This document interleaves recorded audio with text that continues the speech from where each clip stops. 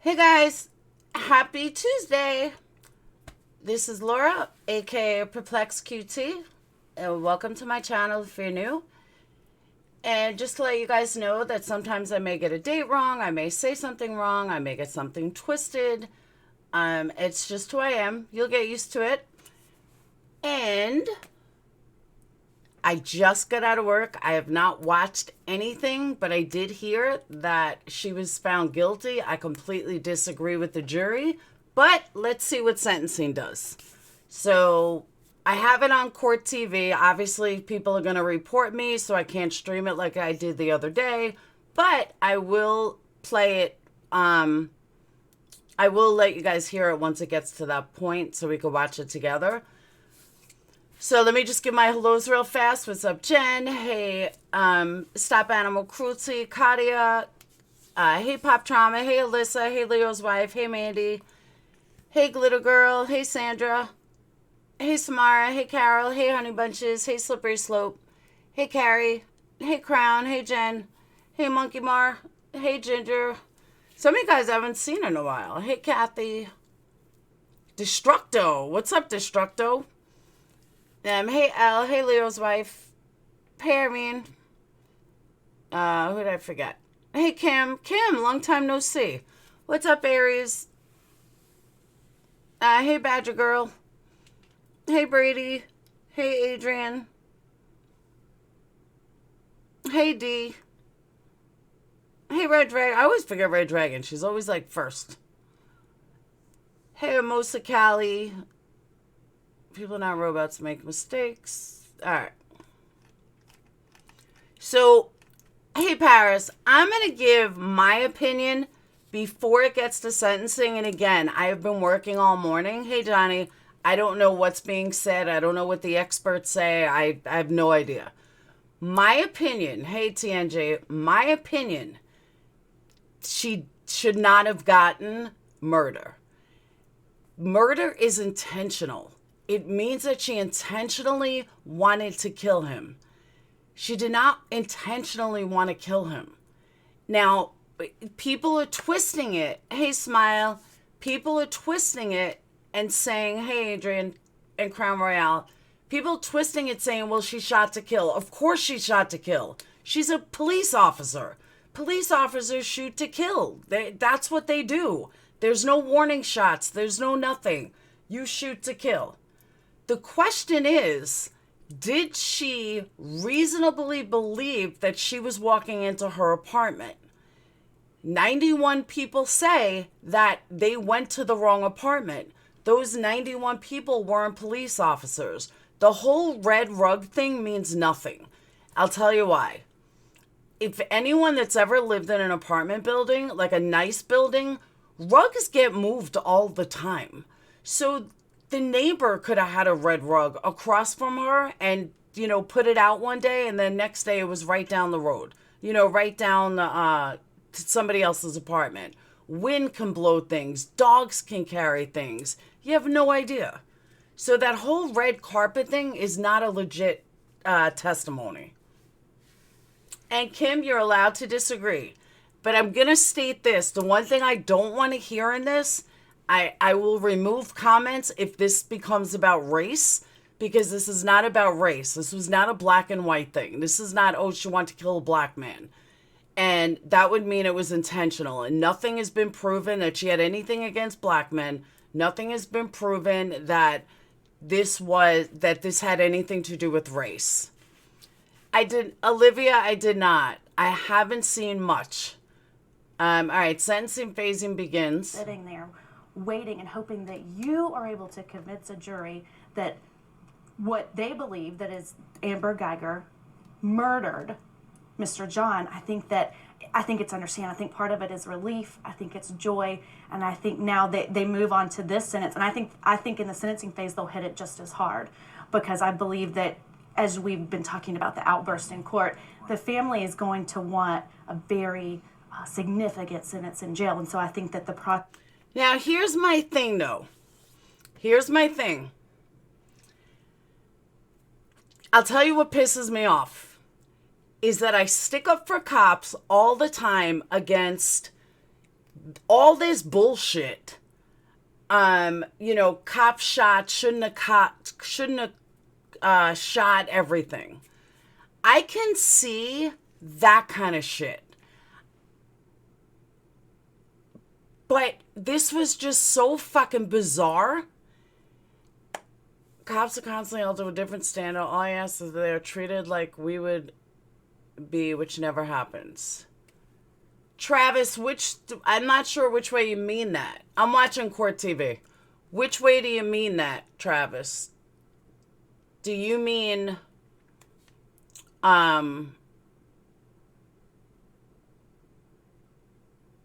that they're held to a higher standard, like she should be in jail for murder, or not?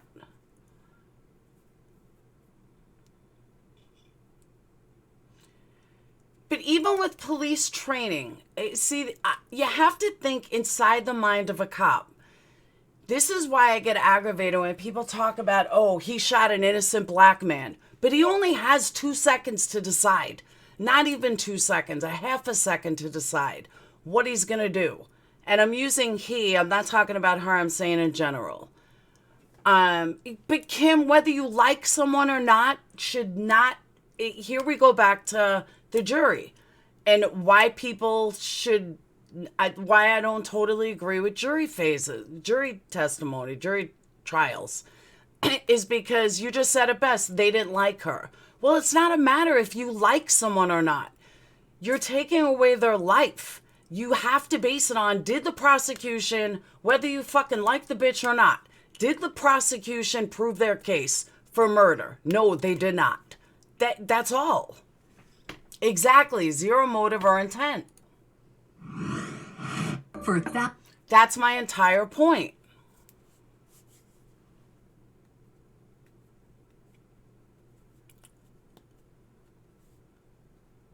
I totally agree with you, Pearls and Moda. Homicide, yes.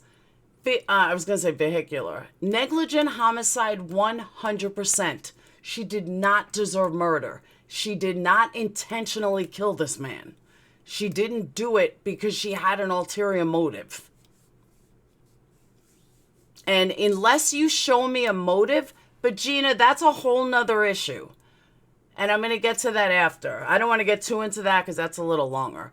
But she wasn't out to murder anybody. She wasn't out to do anything. Now, if the judge disagrees with the sentence, he can give her 10 years. I agree 10 years is good regardless of what her sentence is. Even if she got not guilty, she should have got 10 years for her actions that followed. And that's maybe could have saved his life. So her lack of actions is not justified by anything. She should know better and should have, done certain things after the fact. So I definitely agree that's, she should get it like 10 years, maybe even 15. But the actual shot was, I don't believe she had any intention. Unless Texas can show me, if I was a juror, unless they can show me that she had motive and intent to kill this man, then if she had reasonable reason to kill this man, then I would charge her with murder. Other than that, the jury is wrong. Yeah, someone else said that, Carol, that in Texas, the jury decides sentencing. But they can win on appeal with the Supreme Court. With the appeal courts. I understand you don't need motive in Texas, but to me, in order to prove, not a crime, I didn't say a crime, but to me as a juror, if I was on a juror, if I was one of the jurors, I would want motive in order to prove murder. I don't need motive to get her for vehicular manslaughter, but I do need murder for murder. That's what I'm saying.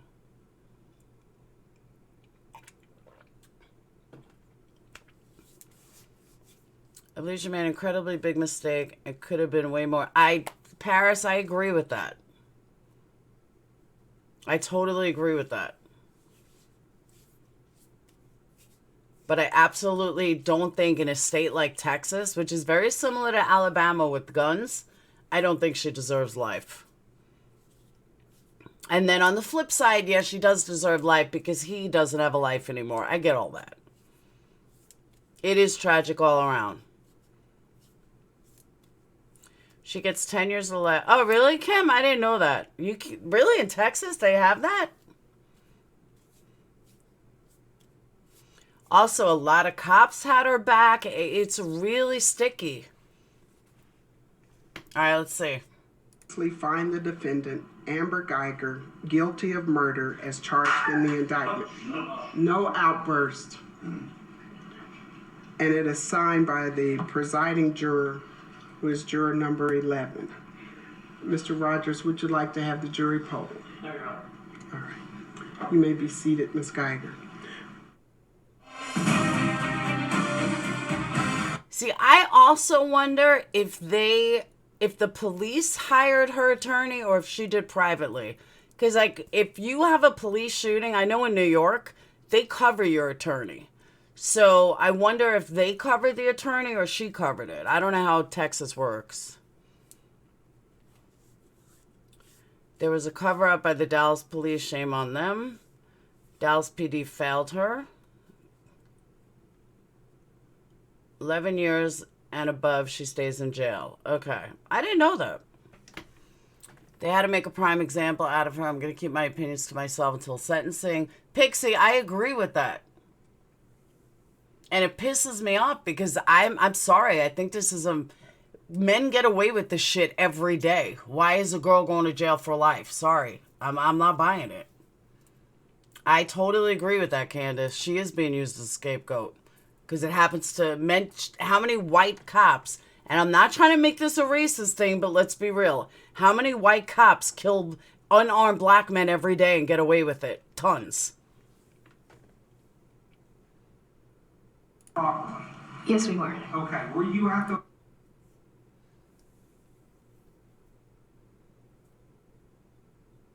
Her attorney was a prosecutor in the Darley Root Tier case. Oh, no shit. Good to have Texas subs and Patreons. Fill me in on this stuff.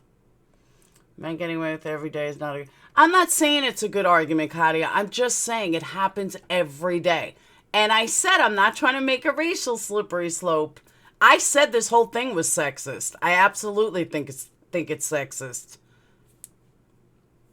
I do. Men cop do this every day, and nothing ever happens to them. One female cop makes a major mistake, and she's going away for life. It's wrong. I'm sorry.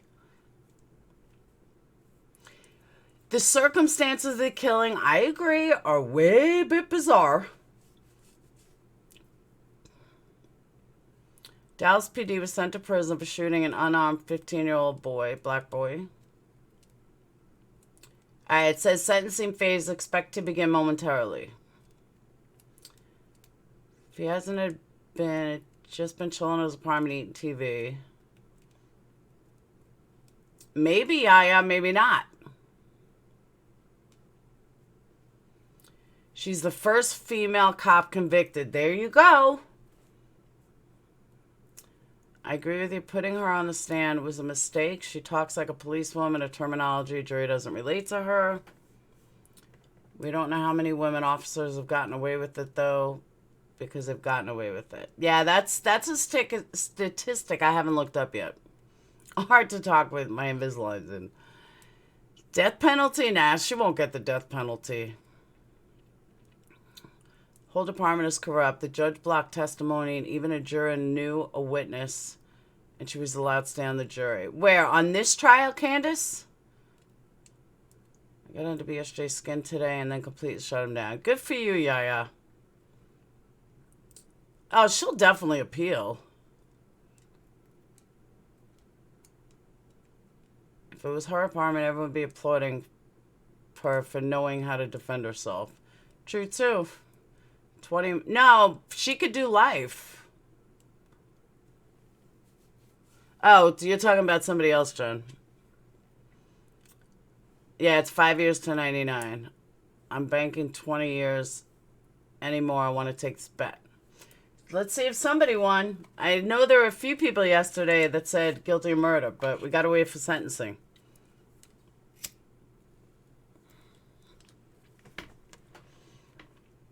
I don't know. Her whole life is over, I'll tell you that much. But she could win on appeal. My guess, 25 years too.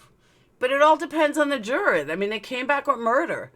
It could very easily be that life for a life, eye for an eye. You took his life, well, you're going to spend your life in jail.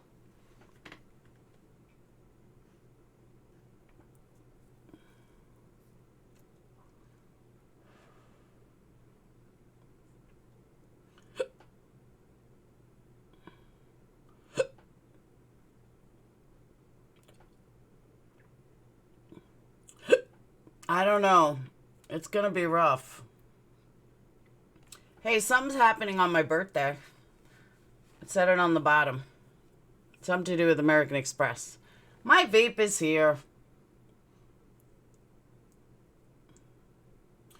An Iowa man charged after authorities removed nearly 200 cats from his property. It's no one I know.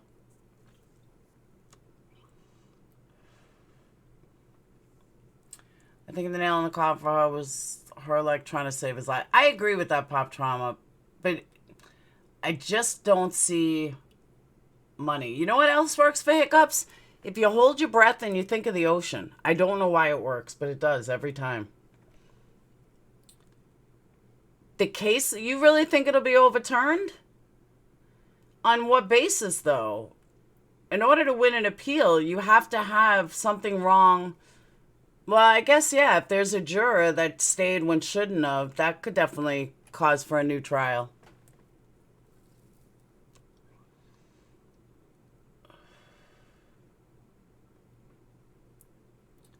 Judge allowed the juror to stay, and then Ranger Armstrong wasn't allowed to testify in front of the jury.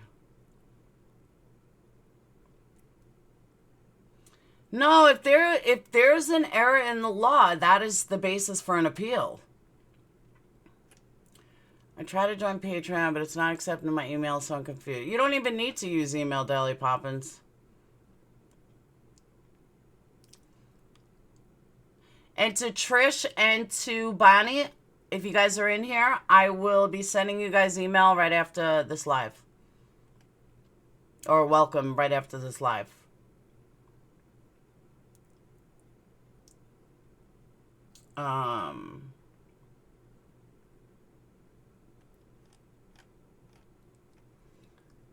Defense agreed they could stay. All defendants are entitled. Yeah. But a lot of people think that she's going to win on appeal or she's going to get an appeal just because an appeal, but they don't really understand the process of an appeal. Process of an appeal, you'll only win if there was an error in a tainted jury, stuff like that. And if she had a tainted jury or something wasn't right. Yep, new cult members, Jenny. That's right. We have 3 new cult members.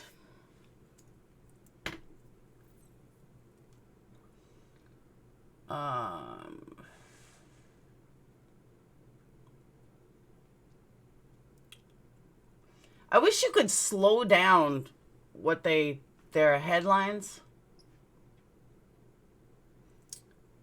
It takes a lot to overturn a jury. I agree. Oh, I'm being demanded now. Set up some Zoom. All right, hold on.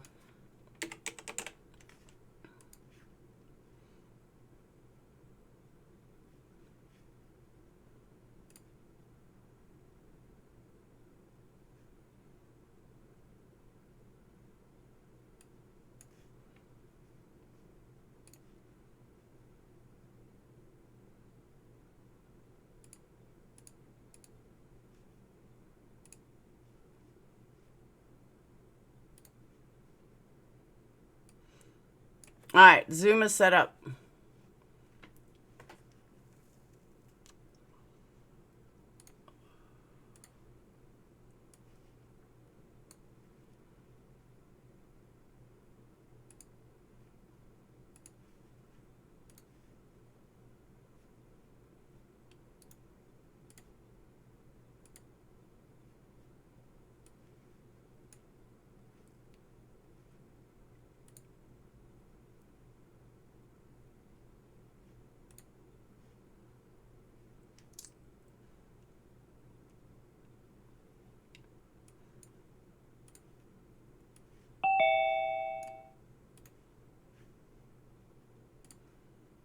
Yo, yo.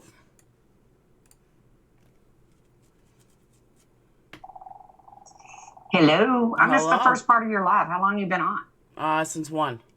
I've only been on like 20 minutes. Oh, okay.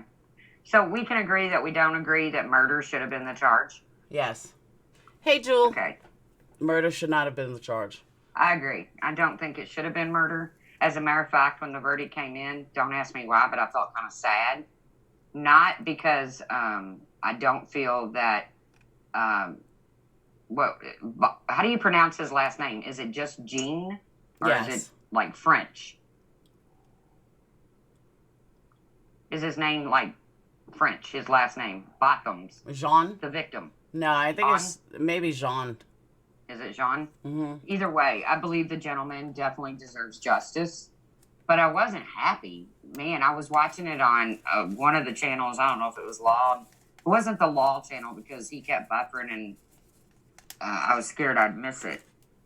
But maybe it was Scott. Whatever. But I wasn't happy. I didn't feel like this overwhelming, feeling of relief. Because I don't think the charge is right. Even with everything that went on, the circumstances, I just feel like they overcharged her. I agree. And I feel like they were pressured into doing that. Well, no, she'll get more than 5 years. Well, it's 5 to 99. So, I mean, she can do. I think they might go a little light on her. Yeah. Because I believe the jury was probably really torn about this. I agree. know? Also want to say Intense Echo, I wish you well.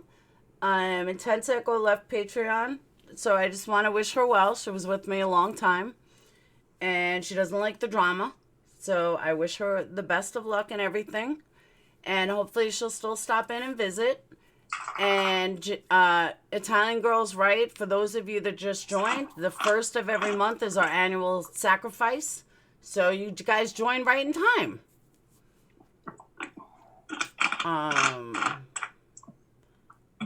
I know, Texas is weird, the jury decides sentencing. But can the judge change it? I don't know if the judge, I don't know. I don't know. I mean, if they could recommend 99 years, could the judge say, no, I think that's a little harsh. I think we're going to go with 30. I don't know. Exactly, Kaja. Lives have been destroyed. And did she screw up? Yes. Do I think her actions before and after killing that gentleman were horrid? Yes, I do. But I don't think she just got out of her car, sexting her partner and thinking, I'm going to go kill a man.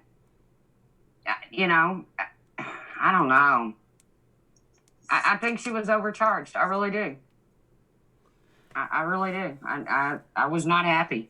I did not jump for celebration, but I didn't jump for celebration when someone else here in our community, their family member was convicted.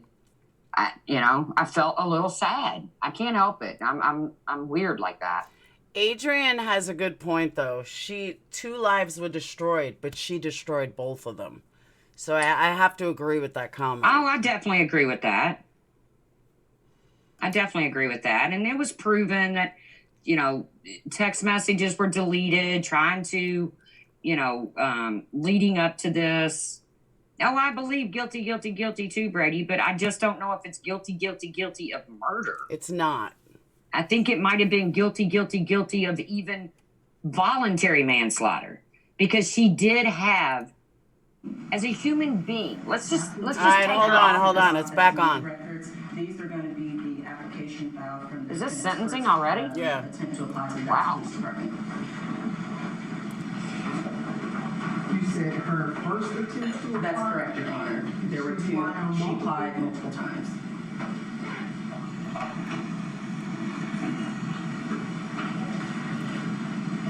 And 401? 401, Your Honor, is going to be the defendant's personnel file, and this contains, again, also under business records affidavit that was tendered to the defense on August 9, 2019.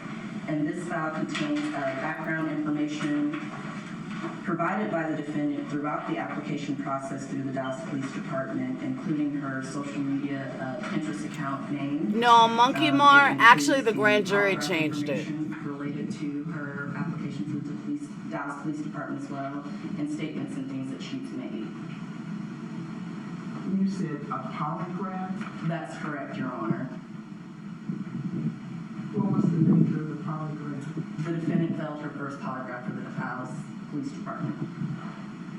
Well, generally speaking, polygraph, And not to admit the actual contents of, I guess, the polygraph itself, but the fact that she failed it, and that was part of the reason why she applied a second time. The Dallas Police Department allowed her time to reapply. So she failed a polygraph test on her are you first round with the suggesting that police. there's something pertinent to the social media?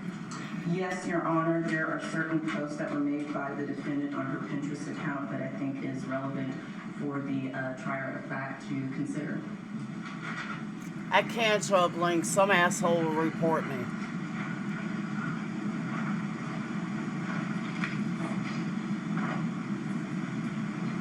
And In States 402, yes, that's going to be a copy of the defendant's internal affairs file, a division file from the Dallas Police Department.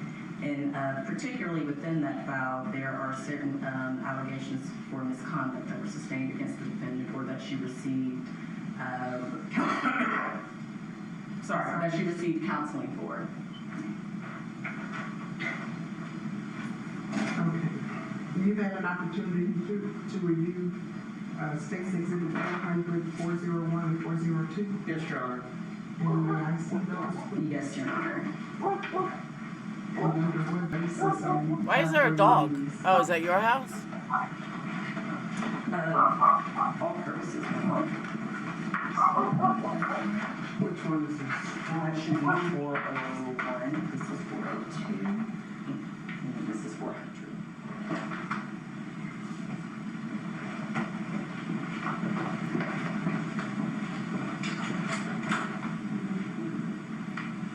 No, I need a few more minutes.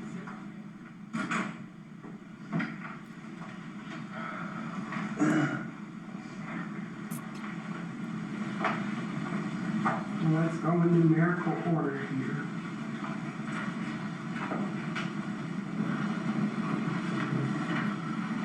Mr. Rogers, what is your objection to States Exhibit 400?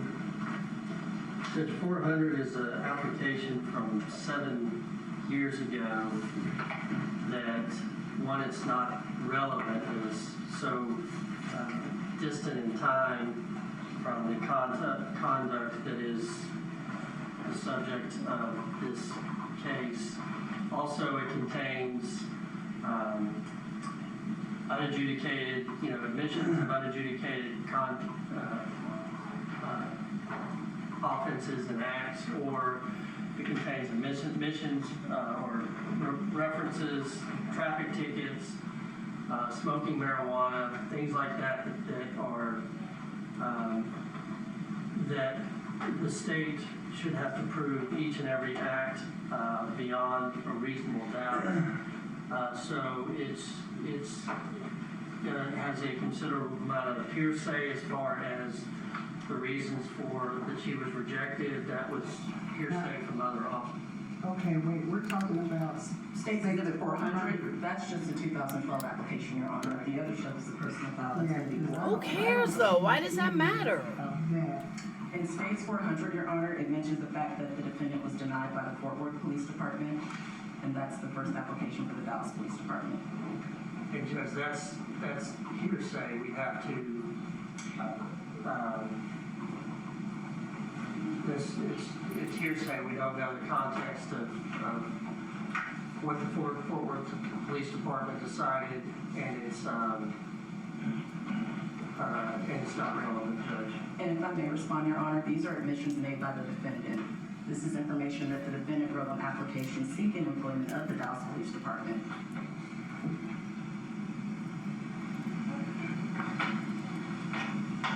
I found the Fort Worth reference where she she is asked, have you ever applied with any law enforcement agency or fire department or related work, including cadet or explorer? And the answer was yes. And then it asked for the date, position, and disposition.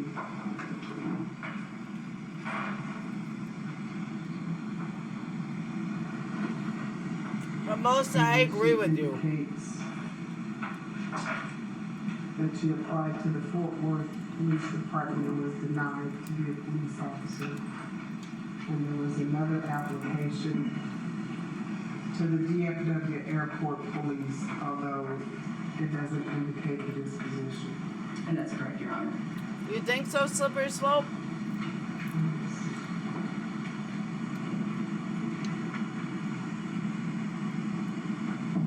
There are no references in here to any.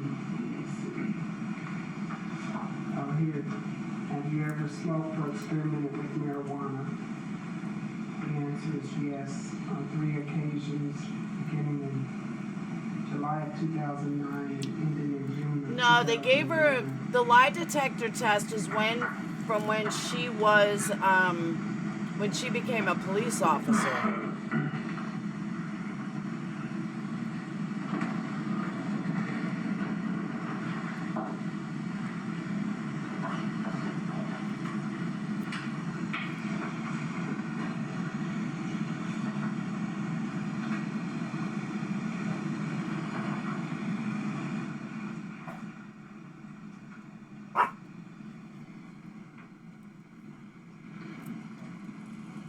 All right, if you're just now joining us, we are now in the sentencing phase of Amber Geiger's trial. And before the jury is brought in, the attorneys are making their arguments as to what pieces of evidence should come in for consideration or stay out. Let's listen in live. Why does it matter? First time, she was right out of high school with friends. He then allegedly 2 times in 2011 at someone's birthday, a friend's birthday.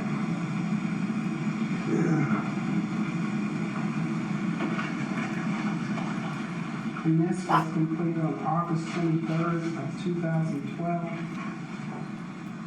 That's correct, Your Honor.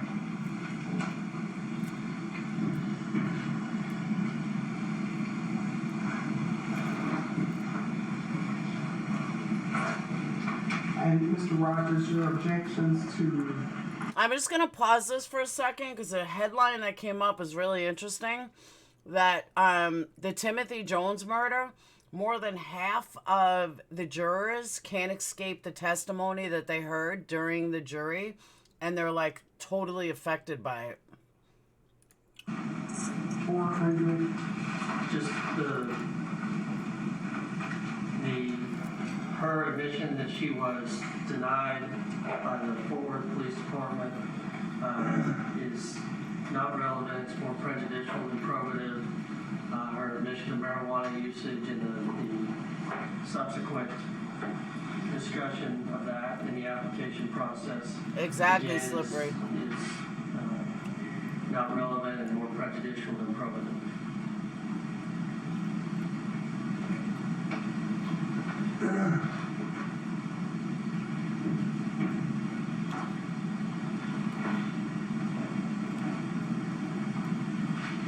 Do they normally put a picture of the victim right on the stand? 401. Yes, Your Honor, that's the personnel file. And the state, I know it's quite voluminous, Your Honor, and the state, in order to not create a situation, and especially in regards to the polygraph, the state, as far as 401, there is a page in there that mentions the defendant's social media accounts where the defendant self-reported which account she had and the names of those accounts. If that is the only page of state's 401 that the court would allow, the state is fine with that. Okay, so just so we're clear, allegedly this exhibit, State's 401. 401, contains 334 pages. That's correct, Your And Honor. there are a host of flags that you. That's correct, Your Honor. And I can point out exactly which ones the social media the court will like. Well, I see you have a Tag tag in as your a- social media. And I'm presuming that That's a good point, Jennifer. the city. But I've of never Dallas seen made where a the victim's action of picture the is on the next judge's identifying stand. It's kind of weird. That's correct. Place of birth.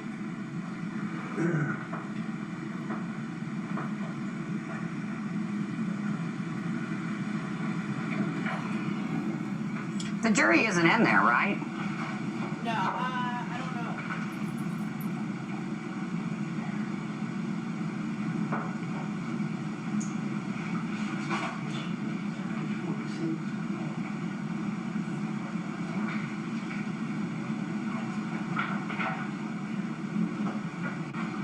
Okay, so where you have social accounts, are all of the pages subsequent to this? How many pages? No, Your Honor, just that pages. Just this one page Where it lists down here. where it lists Pinterest, That's correct. Groupon, That's correct. and is it Score Center? That's correct. And the usernames for those different accounts.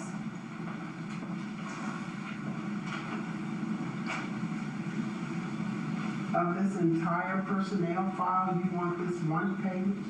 Have you, There's more information in there, but I believe, as the defense has mentioned, that there are some objections to other things, and including, more specifically, there was the polygraph that the defendant, that's listed within the Hey, Risha. State's 401. The relevance or the purpose for the polygraph is that the defendant failed her first polygraph, but that, of course, was related in connection to the usage or the recency of usage, amongst other things. so the examiner asked the It's question Texas, if and no, she didn't know. it was 2011 was the last time you used, just make sure everything.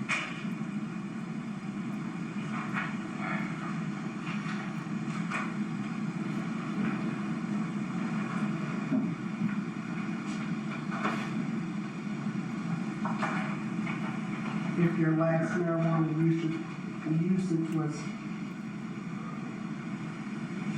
2011 in June, is that the question that she failed on the polygraph? It's that and subsequent, so there's two. Why does this there's matter? Different dates given, different time frames that are given, and then maybe some mentioning of any other sort of, I guess, crimes that may have been committed. In the polygraph? They were not identified on this application? That's correct. There aren't any crimes at all, Your Honor, but it's just self-admissions and self-reporting too. Did the examiner elicit what the crimes were? Yes, it was self-reported, Your Honor. And it wasn't actually, so we're discussing a theft that occurred at her prior business location. She worked at TGI Fridays. She admitted she stole took a pencil and a brownie without permission. Yeah, death And so penalty's those not on things the were table. what led to the issues with the polygraph. A pencil and a brown? That's correct, Your Honor, and the state's not wanting to admit, not wanting to get into any of that. That's correct. Well, let me be clear. You want to proffer that she failed Yes, the Marley. polygraph, but you don't want to say it was for the theft of a brownie and a pencil? Well, if the court will allow such things, then the state can, but we don't think that that's really a pressing issue. Okay. It's hard for me to line up with this polygraph. What are the pressing issues for? Those are the only things with the polygraph, Your Honor, and the personnel file. Okay. And you want this single page that identifies 3 social media Yes, Your outlets? Honor, that's correct. Score, Center, Groupon, and Pinterest. That's correct.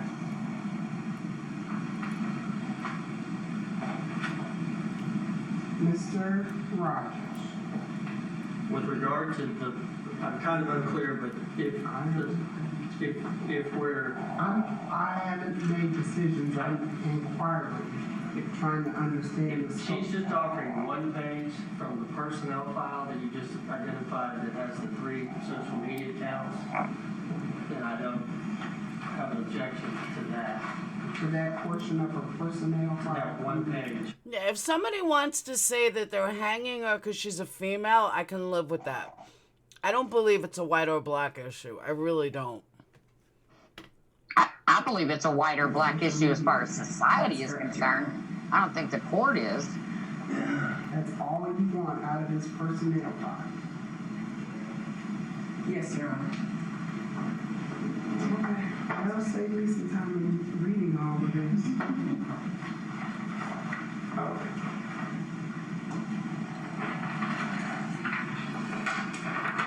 She did have intent to kill, shoot and kill. That is how police are trained. Oh, the dog. That's how police are trained. There's nothing wrong with that. All right, in the courtroom, the attorneys are hashing out before the court what they will be able to introduce as evidence in the sentencing phase of Amber Geiger's trial. The former Dallas police officer convicted today. Damn, he's loud today.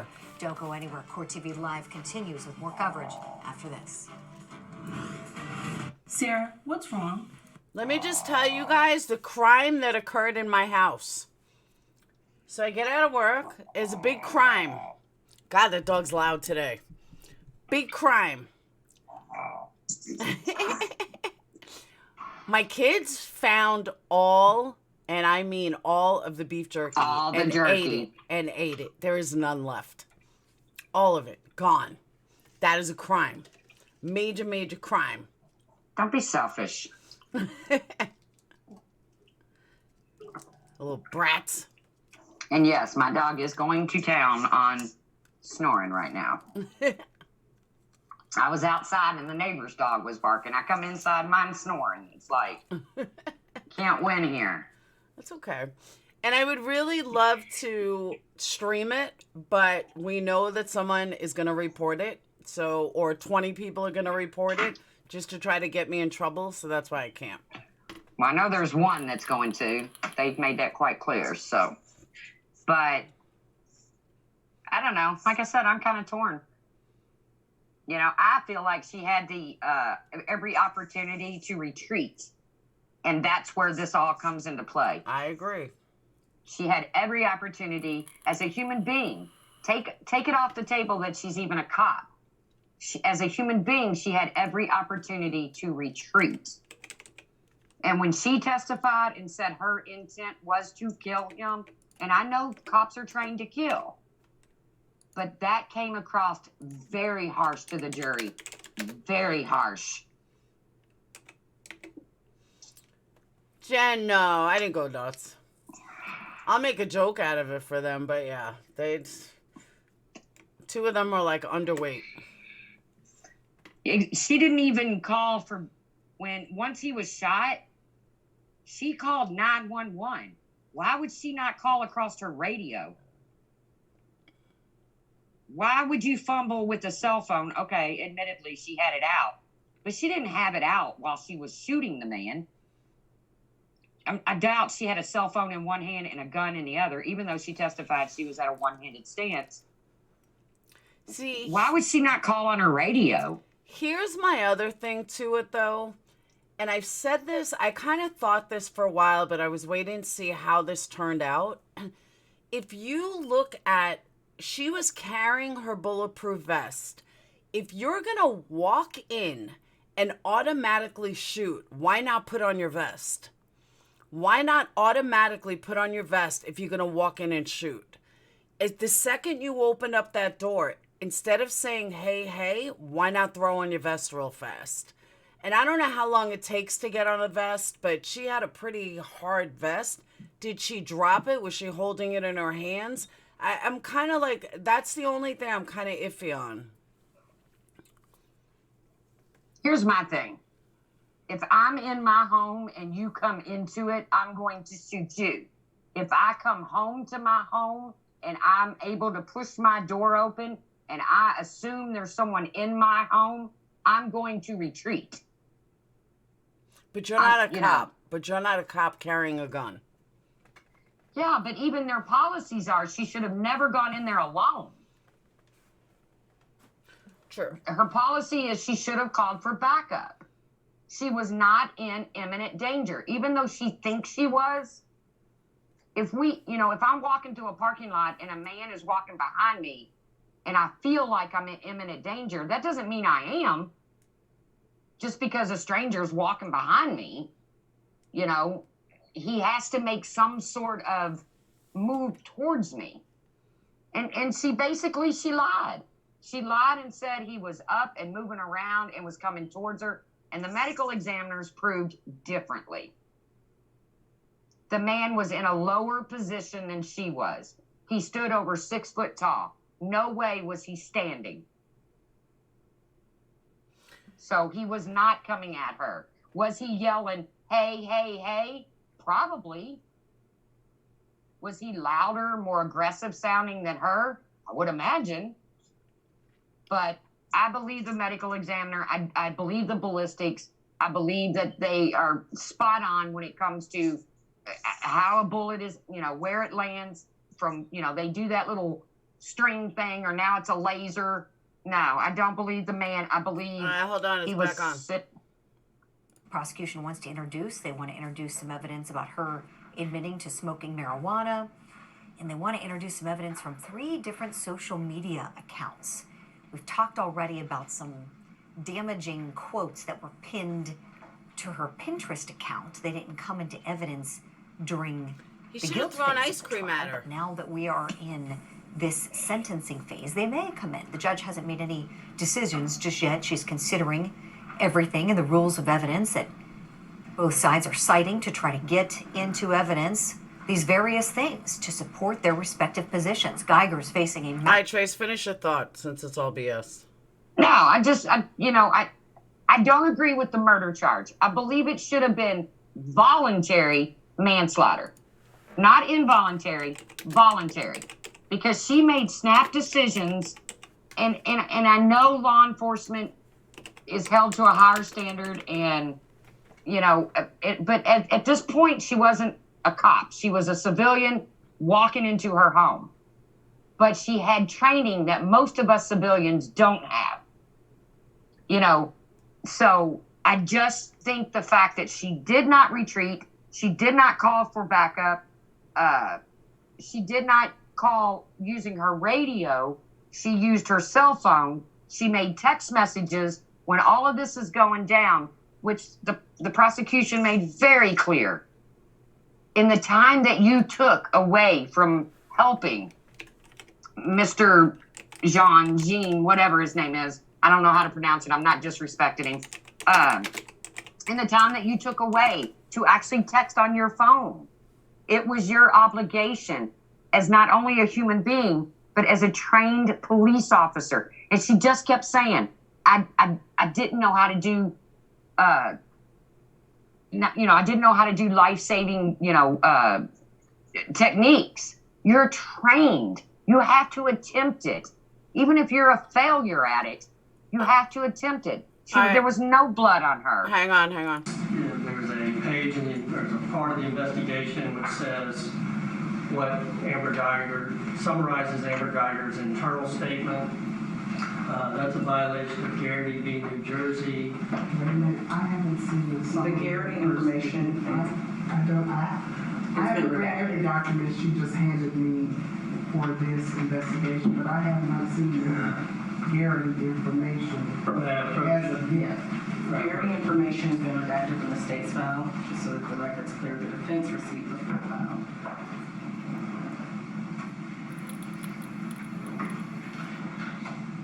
Just when I see what they offered.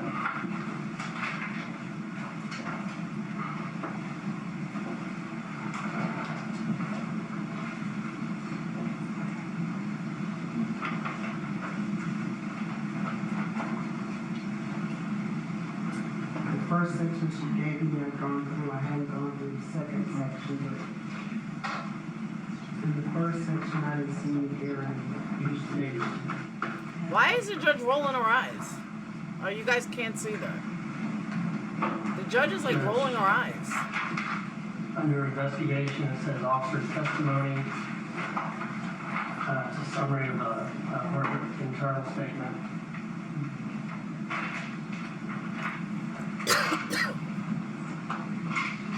I don't see the officer testimony. It says, it says officer testimony. I know that's what it says, but it just lists, it just states September 9th, Officer Geiger was placed under arrest in Kaufman County by the Texas Rangers. and booked into the Coffin County Jail for the charge of manslaughter. Right, and That's the sum total of officer testimony. right. That's my client's statement. That's the internal statement provided by Amber Geiger on whatever day that was. This is her statement. She said to them, I was arrested. Right. You don't think they could have found this information from some other source? I know they could have. There's not a reference To any statements that are made. except for this heading. Well, Judge, I can, normally they redact that because that is the investigator's submission of a summary of Officer Geiger's internal statement. Whether they could get it, of course they could get it from other sources, but they included it in there, and that is a violation of Garrity v. New Jersey. The statement that she Watch the gave, judge's face. she was told that statement nor the fruits of that statement could be used against her in any criminal proceeding. I don't understand how this is her statement. It is literally a factual recitation of what happened on September 9th, 2018. Right, Judge. They asked her to give an internal statement asking her if she was arrested. They gave her the Garrity warning, and she gave a statement admitting that she was arrested. Judge, and the state doesn't, defense attorney is correct that typically, and as is following this case for public integrity, the file is redacted of Garrity. I neither have any of the prosecution team seen any Garrity statements made by the defendant. I couldn't even tell you what was in a statement, let alone, I guess, if there was in fact one. Judge,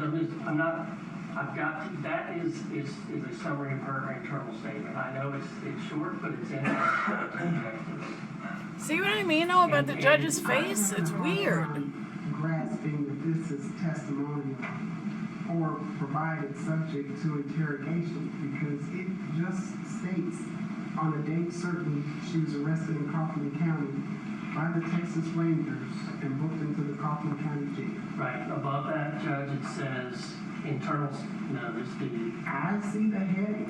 officer testimony. It says investigation, officer testimony. So you want to object to this paragraph where they summarize what allegedly happened on September 9th. They are the way Categorizing that as her officer testimony. the way they write those investigations, Judge, and I've seen hundreds of Oh, them, is that what it is? Yeah. They're going to His face say, is like, here's what the damn. officer testimony is related to this.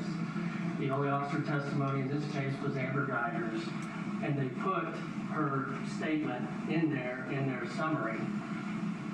That in The jury is not in the courtroom. in there, it still is a violation of Garrity v. New Jersey. And Judge, we don't have the actual investigator here. I think it was Sergeant Criddle here to explain the context of the investigation. Furthermore, it contains, hearsay, the booking. Yeah, I don't think they've gotten to that yet. Are you offering this? No. So, I'm presuming you want these 1, 2, 3. All right, as the attorneys are still making their arguments before the court as to what should come in before the jury in the sentencing phase of Amber Geiger's trial, we're going to take a break here on Court TV Live. Don't go anywhere. I want to thank our wonderful... All right, Court TV takes a break. We're back in session. Me and That's what Dr. they always Tooth. say, back in session. Yep, me and Dr. Tooth are back in session. I don't know. Like I said, I personally feel like she was overcharged. I'll be real interested in hearing her basis for appeal. She will appeal this. Every defendant is entitled to an appeal. It's on the grounds in which you appeal as to whether the higher courts will hear it or not. Like I said, I think she was overcharged. I think it should have been voluntary manslaughter. In some states, state of Georgia, for instance, there's charges that actually, like aggravated assault, is actually bigger than attempted murder. So, riddle me that one. But I think the woman was overcharged. I think she did go to the wrong apartment, but I think she was very negligent from that moment on, from the moment of going to the wrong apartment, from that point on, she became negligent. Anything that happened prior to that, I don't care. But there are mitigating and aggravating circumstances, and both sides get to present those. So, see, but here's the thing, though, and you can't forget this. That, all right, so one of the cases that went along the bottom was a Princeton graduate, so you know he's very educated, shot and killed his father because he wanted more money. And his dad had cut off his allowance because he wouldn't get a full-time job. And he shot and killed him. And he went and spent the dad's money and everything else. It happened on my birthday on January of 2015. He's now serving 30 years. But that was an intentional kill with absolutely selfish reasons behind it. He got charged with murder. Which is why we have different levels of murder. We have murder 1, murder 2, slippery slope. Why manslaughter when she's a trained officer who should have accessed the scene and retracted if she felt imminent danger. I totally agree with you. But then we go back to intent. Do I believe she intended to kill someone? No. I believe she made a horrible mistake by going to the wrong apartment. After that, everything she did was wrong. After going to the wrong apartment, everything she did. Hey, Amelia. She had every responsibility to retreat. Even as a cop, she's been trained to not go into these situations alone. Okay, some say, well, she was off duty. This was her home.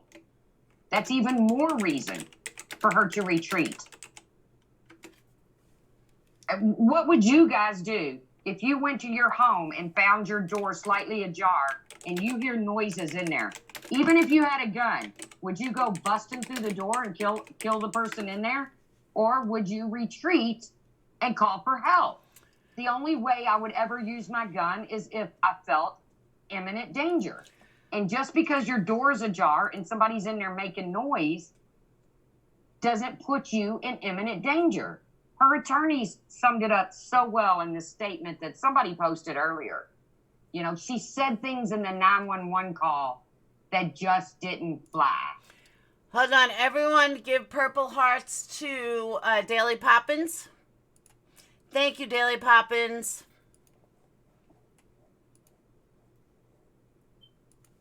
Why is this working? Oh. Okay, Mojo's a little lost here. Okay, hang on, I'm lost. She went into his flat, yes, thinking it was hers. Yes, JoJo. Apparently, and people testified to this, that this apartment complex is very confusing, and they've also gone to the wrong door before. So, she had that going for her. Major Ramirez that is hearsay within hearsay, and it violates the confrontation clause, and I don't have the ability to cross-examine Major Ramirez on the context of the rule violation and elicit testimony regarding that. Additionally, it is... Okay, I have to pause this for 1 second.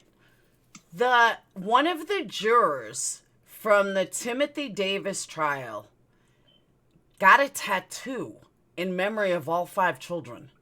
That's a little weird. I just want to put that out there. That's a little weird. I have the opportunity to call the ranger and respond. And Judge, Wait. Everybody that faces a felony indictment somewhere along the way is arrested. Right. So your argument that that's prejudicial, more prejudicial than probative, is overruled. Now, I've tried to excise out all references to any testimony. The portion that I have directed you all to simply states what the rule is. Was it Timothy Davis or Timothy Jones? I forgot. Instructions that is part of the business records affidavit that accompanies 402. Is there something else in that big old stack of stuff. Nothing else, Your So Honor. That the state we would have plan. fought for a half hour about the fact Timothy that Jones. whether or not Ms. Geiger was terminated. Hey, I want Patrick. to make sure the applicant, I didn't rule on the application process. This is boring. And I thought I was writing down your objections to 400. I don't think I did. Let me go back. As to 402, your objection that's too prejudicial. They have Or to is there shoot to kill. is there anyone in chat that has a totally different opinion of this case and would like to come up? I mean, like totally You different. know what I'm talking about? Yes, Your I think Jules does. At the very bottom. Yeah, right. Okay. So you'll redact that. Yes, Your Honor. That will be admitted as to 402. 401, you have no objections to the social media accounts page. It identifies some other things, but the pertinent identifying information has been redacted. Right, so just that one page, correct? And Did you take a look at that one that we're talking about? Right. Just so you can see it. I don't know where.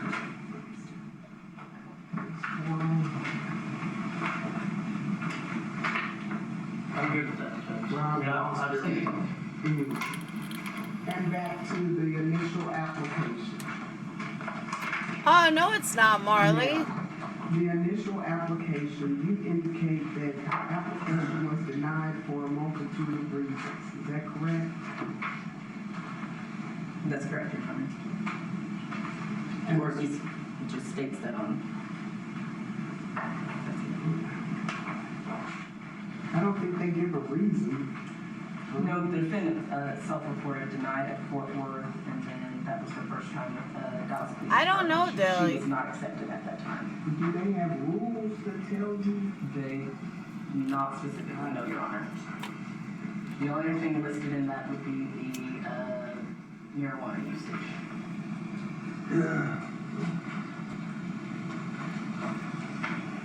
And Mr. Rogers, I thought I had written down your objections to the first application denial. there's the fact that she was denied by Fort Worth PD is more prejudicial, is not relevant, and it's more prejudicial than probative. And the marijuana usage is not relevant and more prejudicial than probative. Okay, check this out, okay? And if you're watching at home, I'm sorry I'm behind, but these headlines are driving me nuts. So a woman killed her own daughter because she was driving, caused a car accident while live streaming, and she only got 26 months. Explain that one. Okay,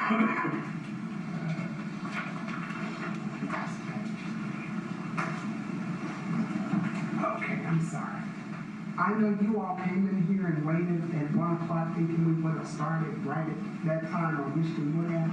Does anybody need a bathroom break? Because we're going to go until you all are done. I don't know what state it was. Any of the attorneys. I'll wait for it to show up again. Okay, great. Let me ask her to bring it to her.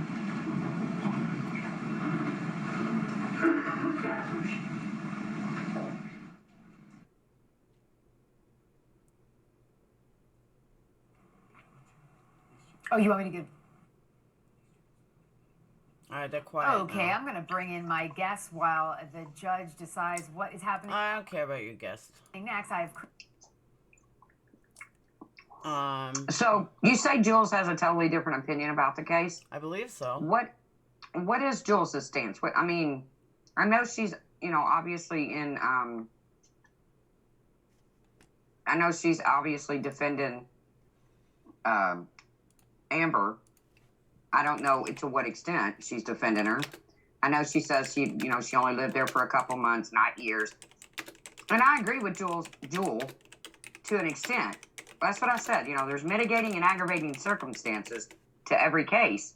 And I'm sure that's what they're discussing now. What's mitigating, what's aggravating. But I think as a human being, I even try to take the fact that she's a police officer out of it because she was off duty. This was not an on-duty shooting. I think as a human being, we have a responsibility to retreat unless we're, unless we're in imminent danger. And I don't believe at any time that she ever was. All right. So I don't want to interrupt this story, but check this out. She was actually Spanish. She was from California. California woman convicted of drunk driving while live streaming.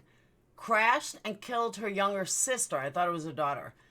Has been released on parole after serving only 26 months in prison. Abdulia Sanchez was convicted of gross vehicular manslaughter, DUI, and child endangerment. She was sentenced to 6 years and 4 months in prison. She was released September 21st after receiving credit for good behavior. She was 18 at the time of the crash 2 years ago.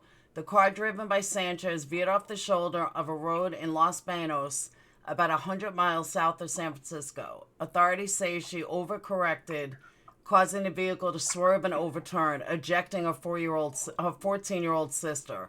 Prosecutors say Sanchez was live streaming on Instagram while driving, and the video shows her taking her hands off the steering wheel. But she only got 26 months. Come on. I remember this case. 18 years old, 20 when you get out and you don't have a sister, but you have the whole rest of your life to live. And that's not an accident. If you're drinking and driving, that's not an accident. That to me is murder. Laura, now not too long ago, you had a cocktail and you caught all I'm talking wasted. Okay, what was her blood alcohol? Let's talk about it. Oh, I would have passed it breathalyzer. I just don't drink a lot. But I would have I'm not talking about yours. I'm talking about hers. I know you weren't drunk.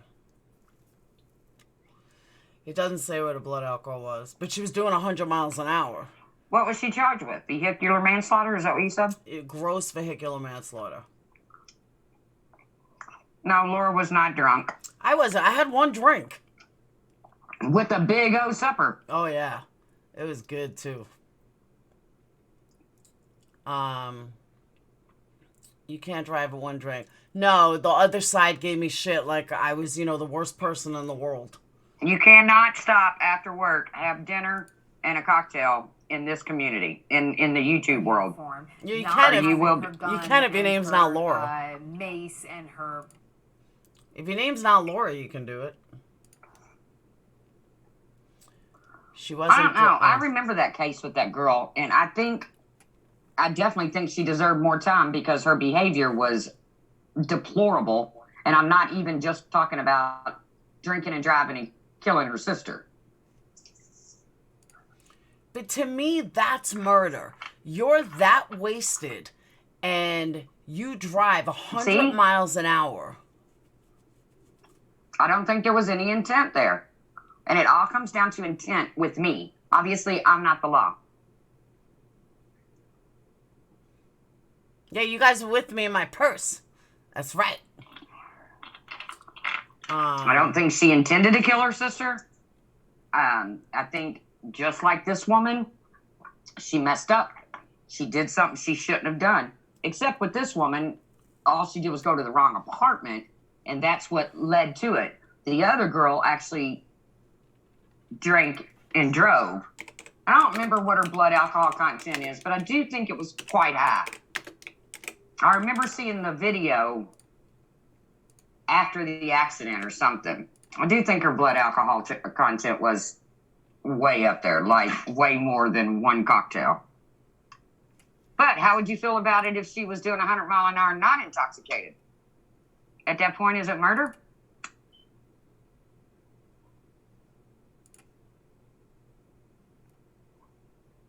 Hello? Hold on. I'm looking to see if it shows her blood alcohol content.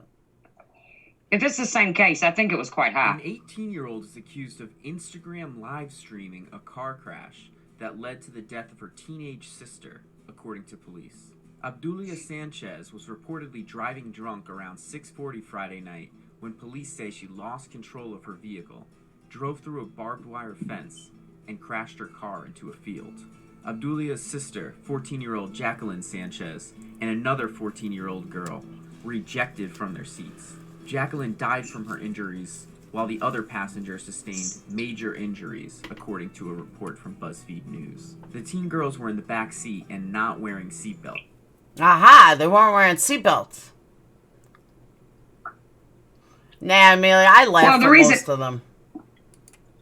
The reason I asked that question is because a really, really good friend of mine's little sister, and it's so sad because it was a couple days before graduation. They were out in the country and they were jumping hills. And I don't know if any of you all have ever done that, but it's where you get your car going at a pretty good rate of speed. I mean, she wasn't doing 100 mile an hour, but they were hopping hills. And she lost control, went through a fence, and it killed her best friend. She didn't spend any time in jail. She was unhurt, as were the other passengers, except for her friend that was in the front seat. And actually, a fence post is what killed her friend. It went through the windshield. Wow. And there was no criminal intent meant. It was kids out doing stupid shit. And Gina, I said her name, Gina was scared to death. She was going to prison. She was going to prison. And my friend, her sister Lisa, was calling me, do you think she's going to go to prison? Do you think she's going to go to prison? I was like, Lisa, I don't know, which she ended up not getting jail time. She had a big license suspension. I think it was 5-10 years. It couldn't have been 10 years or she wouldn't have them yet. She made restitution to the family. She paid for the girl's funeral. She had to do community service. She had to go to high school. She had to talk, about the dangers of reckless driving. But that's why I asked, how would you feel if that girl wasn't drinking? Would she deserve more punishment? I saw, and I will never ever forget this.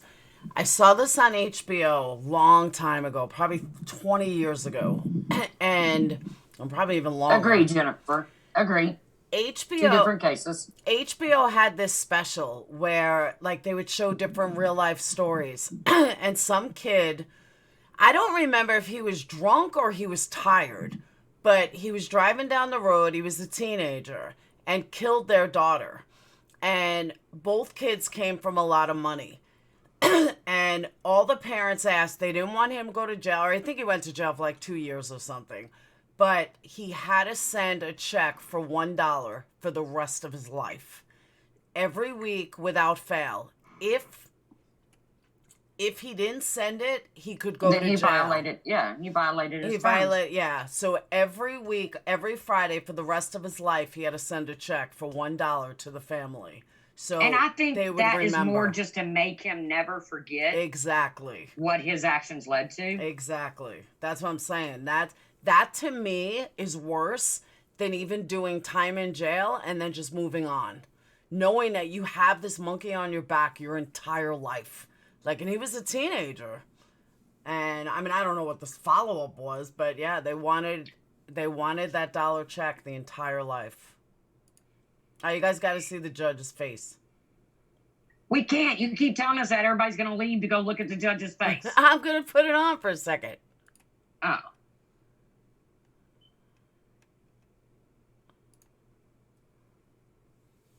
It's quiet, though. There's no sound. They must mean the jury's coming back in. Just looking at the judge, deciding what's going to happen next. Okay, we're going to let her do that. We're going to keep eyes on the courtroom. The minute there's any activity, we will stop talking. But this gives me... All right. Gives me an opportunity to finish my story. Why $1? Because they didn't want him to ever be in a position where he couldn't afford it.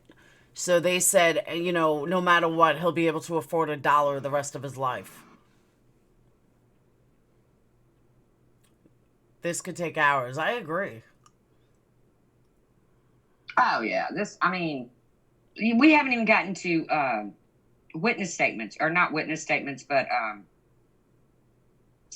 impacts, what are they called? I forgot. Impact statements? Impact statements, yeah. And trust me, his family is going to have some statements. Yeah, she looks pissed. She looks pissed at what she's reading. That's why I'm saying you guys have to, she's playing Candy Crush. You guys had to see her face. Victim impact. Yes, thank you, Kim. But a judge isn't supposed to show emotion. So the judge is wrong. Oh, wait, the jury's not in there. It doesn't matter. The jury's in there. Reich is streaming the entire thing. Can't you play footage if it's nationally broadcast? I know you can't play something from YouTube. This isn't from YouTube. But if he who knows? He may have a camera guy in there. He may be streaming on his own camera guy. He's got enough money to send a camera guy.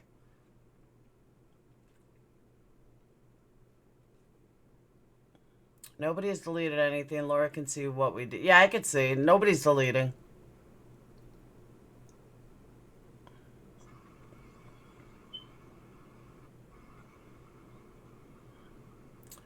Go to World Justice. It's live. No, this is fine. The thing I like about court TV is you don't have to guess about commercials and stuff. Like, they're not going to run a commercial through the judge talking. And obviously, they find a judge's face interesting too, or they wouldn't show it. Well, this judge has been kind of animated when it comes to facial expressions throughout this entire trial, almost as if she was waiting for one side or the other to object so she could stop it. See, like, what she's doing now, that's wrong. What is she reading anyway? Hit that car, Thank you, Joel. you literally just, everything freezes up inside your body. You don't know what's going to happen next. It's just fear, pure fear inside of you. Was there a light on inside your apartment? No. Or what you believe was your apartment? No, there Why are wasn't. they revisiting As evidence? that door began to open, what were you looking for? What was going through your mind? I kept, since I knew somebody was moving around inside my apartment, I wanted just to find that threat. Okay, so She screwed up right that's there. Sometimes a little hard here, but she's comparing that moment to a car wreck. She's comparing, and she does describe that sudden burst of emotion, that fear, the panic. She describes all of that. But if the jury found her guilty of murder one, it doesn't seem like they believed it. Agreed. I don't know that she convinced them. I think, the other problem with that. Should you want to find a threat, or should you want to avoid a threat? That's my problem with this case. All right. I don't want to find a threat. I want to avoid the threat. That's me. I'm not a cop.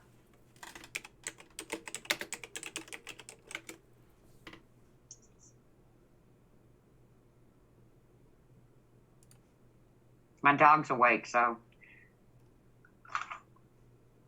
He's awake, was she? Unawake. I'm still snorting. How do I even find it on World Justice? Laura, do you want this shown, Galway girl? Hold on. Well, Hoodie Claw, there's somebody that's made it clear that they're going to do whatever it takes to bring Laura down, so. When I go to World Justice Project and I put in Amber Geiger, it comes up no results. Hoodie Claw said Red Rum Media is running it too, so no one else gets strikes. Weird. Well, you would think that everybody would just feel that way. I mean, people's been streaming the trial on their personal channels.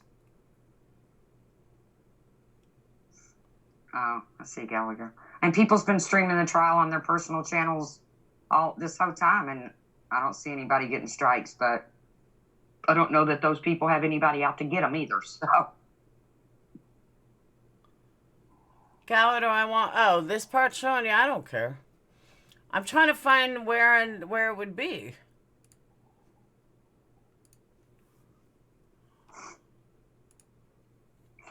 I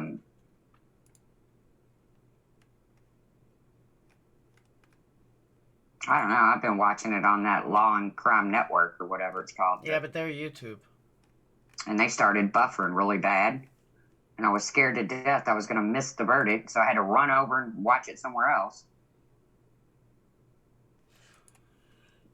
Yeah, I don't know where on World Justice. KGW News. That might have been where I ran over to catch it.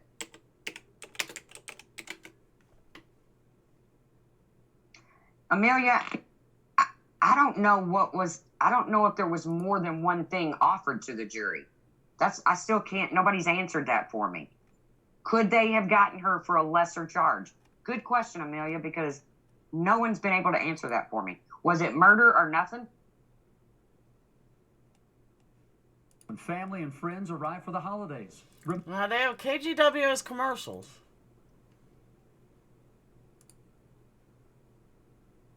Might as well watch Court TV. Text responses from What's Miss Geiger are not relevant. Thank you, Jennifer. More prejudicial than probative.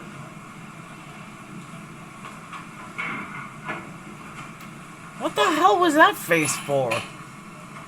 Well, now you're making me curious. Now I gotta go look at somebody's face. I have it on screen. Oh. I can never see when you do this. When you do a video or anything, I can't see it. Responses by Miss Geiger with her phone. These text messages I think I got it. Are not relevant and more prejudicial. I got news for you though. I feel safer streaming Court TV than I do ABC. Because people expect Court TV. Like, Court TV doesn't care. ABC worries me. I don't know why. It just does. Well, like I said, everybody's been streaming it, so it's, you know. I agree, Puss in Boots. She is getting fed up with defense attorneys. I just feel safer with Court TV. Have you guys heard Punishment Phase? That's what WJ is showing. Hearsay and any responses by Ms. Geiger with her phone. These text messages are not relevant. See, in Galway Girl, I agree with that. They already gave her murder. Why does any of this matter? The value in both those exhibits is substantially outweighed by the prejudicial effect. In State Civic 355, the hearsay statement from Martin Rivera we would object to, and the response by Ms. Geiger is not relevant, and its probative value, if any, is substantially outweighed by its prejudicial value.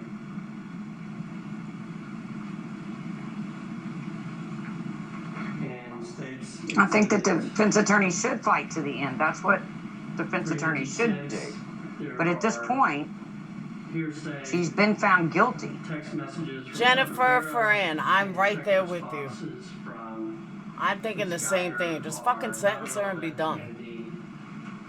The prejudicial value, the probative value is substantially outweighed by the prejudicial value. Your Honor, the statements made. God, she's such a bitch. Made by the defendant are not misstatements. They are relevant because the jury can consider any statements that they may consider relevant to determine the appropriate punishment. Guys, no fighting with the mods. As far as the statements made by the other individuals on the phone, those statements are not being offered for the truth of the matter. Your objections to 353 through 356 are overruled. They'll be implemented. Does anybody need a bathroom break?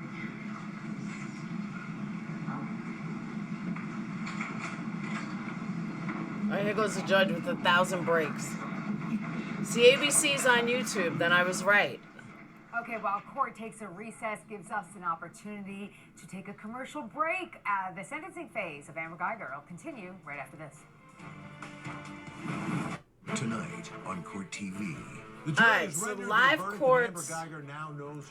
I'll try that. That was always my biggest beef with Court TV, was so many commercials. I know. But because they would take a break right in the middle of a trial. If you remember years ago when Court TV was originally Did they? Court TV. Yeah. Right in the middle of something. They would cut away and Vinny and them would start talking. I'd be like, get your ass back in that courtroom. I didn't know that. Well, you got to remember, though, some testimony goes on for hours and hours. They got to take commercial breaks. That's how they fund their show. True. Is by sponsors. So.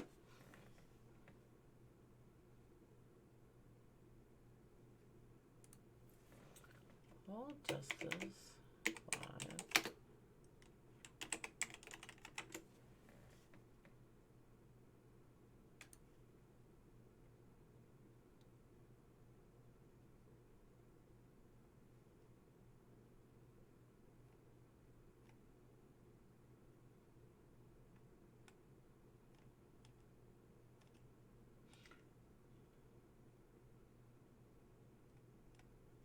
Laura, I really, really, really want you to look into the Markeith Lloyd case. They should be going into jury selection anytime. And I'm telling you, I think if you looked into it, like check out the Facebook group or the articles, I think you would like it. I really do. The man's a fucking nut. World Justice News. I'm not an idiot. I can't even tell you where to find the live stream there. I'm like looking everywhere. I see her trial, but it's like all these different phases.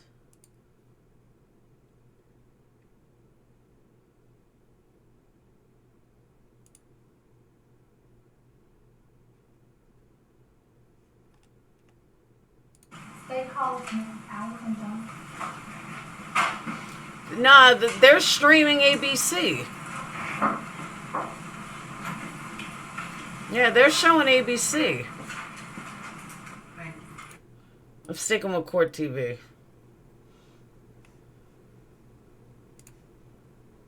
Although they have a commercial. Val says the jury's entering now. So.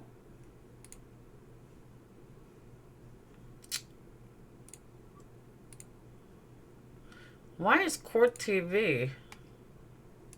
First and last name for the court reporter. Allison Jean, ALLISON JEAN. And Miss John, where are you from? I'm from St. Lucia. And how long have you been in St. Lucia? All my life. What do you do in St. Lucia? I am the Chief Executive Officer for the National Utilities Regulatory Commission. It's the commission that regulates water and energy in St. Lucia. She rich. Can you tell the ladies and gentlemen of the jury a little bit about your family dynamics, your family makeup? Well, I came from a single-parent family. My Yay. mom raised three of us. I'm the eldest of the three. I got married at the age of 23, and I've been married for 30 years now. It's the most difficult part to say, but I have my daughter, Elisa. I had her before I was married, and then I had both of them 10 years later. Do you guys see ABC? I don't. How old is Alyssa? Alyssa is 37. And when was both of them's birthday?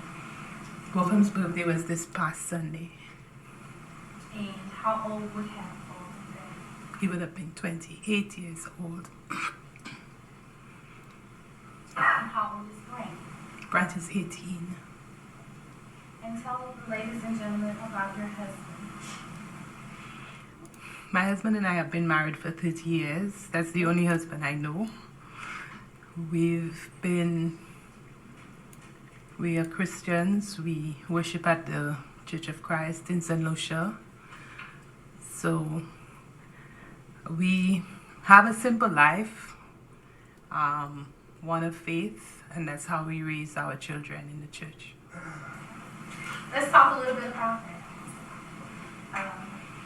Let's spend some time talking about both of them. Can you tell them what type of student is both of them? Both of them went to elementary school in St. Lucia. At the age of 11, there's an examination that is called the Common Entrance Examination. That is what allows students to go into high school. It's a competitive examination. And in the year that both sat that exam, he ranked 23rd on the island. There are about over 4,000 students who write that exam, and he was 23rd. So he was admitted to what is known in St. Lucia as the top high school. It was the St. Mary's College. During his 5 years at high school, Botham was that's his mom, not his sister. Greg, I will. He was president of his schoolhouse. He was also the leader for several little clubs, several groups.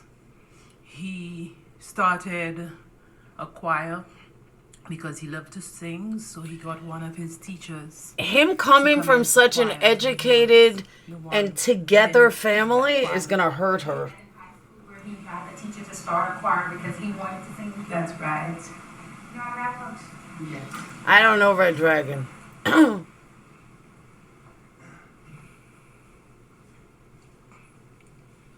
Like, this wasn't some thug on the street. Ms. John, I'm going to show you some photos. And I'm showing you it's been marked for evidence as Stakes Exhibit 325, 326, 327, 328. He was a top CPA. That's what I'm saying. Parents were together. Mom's, good job. Dad, good job. Are these photos, or some of the photos of your son both? Good home. And do you think these photos would help the jury to understand your testimony as you're discussing your son? Yes, they will. Hey, Anna. Say it's 325, 326, 327, 328, and 329 to the bench.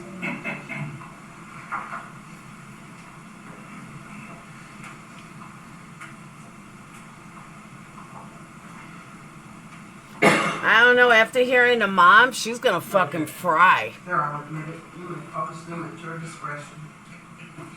Thank you, Your Honor. No, this is the victim's mom. Now, Miss John, who is that handsome young man right there? That's my son. That's Botham. And if you could, pull that microphone just a little bit closer to you, so the court reporter as well as ladies and gentlemen can hear you, okay? Ms. John, do you recall? Aw, Natalie.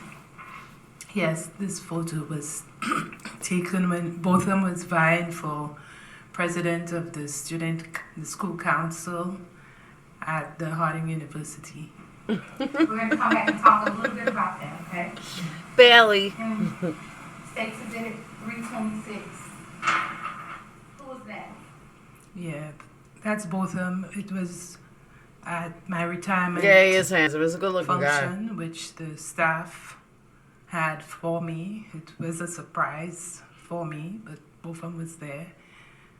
Me either, worked Bonnie. in the public service of St. Lucia for 32 years, and I retired as permanent secretary in the Department of Infrastructure. And this is the function that Botham attended. Now, you said that you're retired, but we started off talking about you're working again. How did that come about? That's right. I left the Hey, public NYC. service very early, and I now with the regulator, which is a statutory organization, so it's not a full-fledged public sector employment. It states 327. This is at Botham's high school graduation, and he's with his grandmother. The trophy that he has in his hand was awarded to him, and it's called the Spirit of St. Mary's Trophy. This is the trophy that is given to the top student, and it's given for discipline, for dedication, for academic excellence, and for Hey, Shannon. involvement in extracurricular activities. And you say that this is his grandmother. Is she in court today? Yes, she is. It's a nice necklace Grandma's got on. That's Botham with his little brother Brant. We were in the Cayman Islands at the time. We were on vacation and we were at a turtle farm. So that was Botham in the background and Brant in yellow.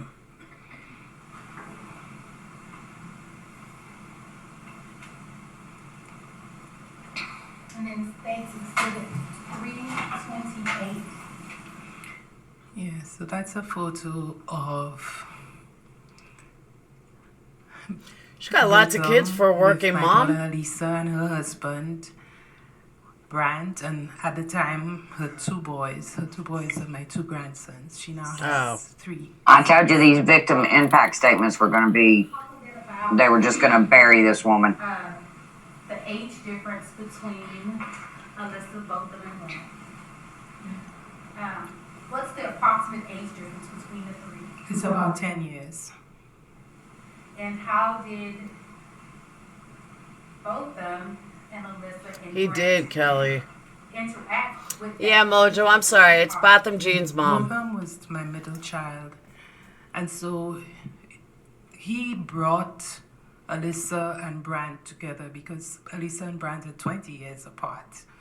So I always referred to him as the glue to my 3 kids because he was able to relate to Alyssa and bring Alyssa to Brant and vice versa. But Botham was he also was this take charge type of person. So he was always Good thing I'm not on giving camera advice because I'm about to cry. both to Alyssa and to Brant. He was, although he was the younger brother, but he treated her like he was the older brother. And Oh, it was come on, also Laura. because You know he you was don't bigger cry. and You're taller not than her. human. I always cry. So he assumed I cried a freaking Cheerios commercial. the role I do too at of Big times. Brother, although she was 10 years older than him.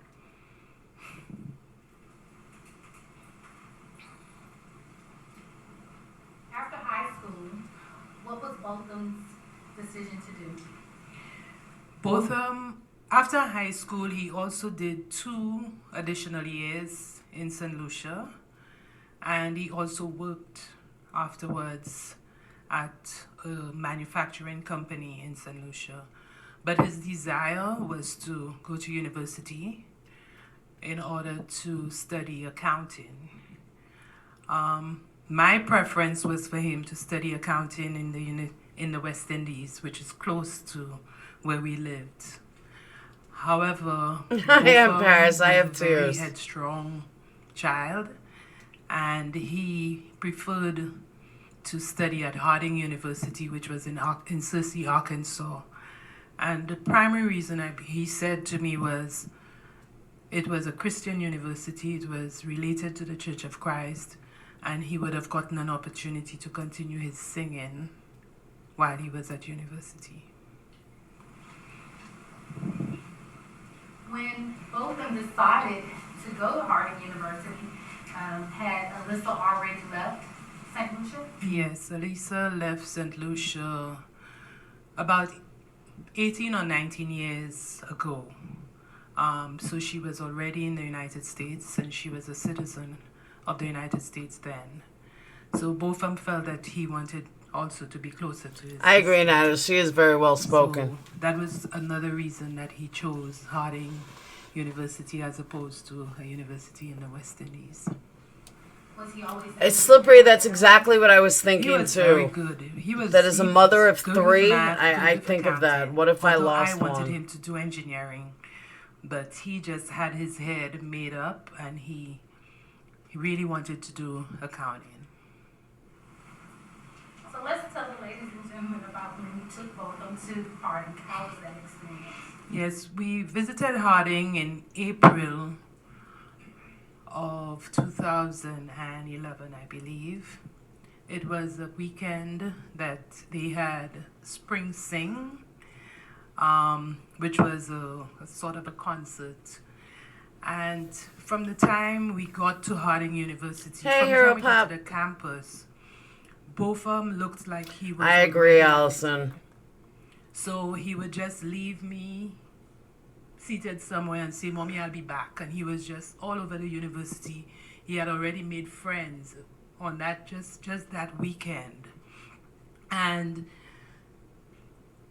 when I saw the way he behaved on the campus, in my mind, I'm saying I cannot disappoint him. I have to find some way of getting him to Harding, although at the time I felt that Harding was very expensive. Coming from the Caribbean, we do not have United States dollars. We have Eastern Caribbean dollars, which are $2.70 to a US dollar. So it would be expensive to be able to pay in US dollars.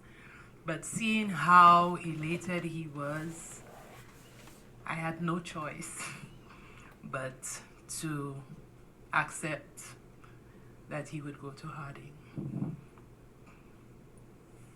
So, as a parent, you made it possible to let your child go to the university. Yeah, the jury is in the room.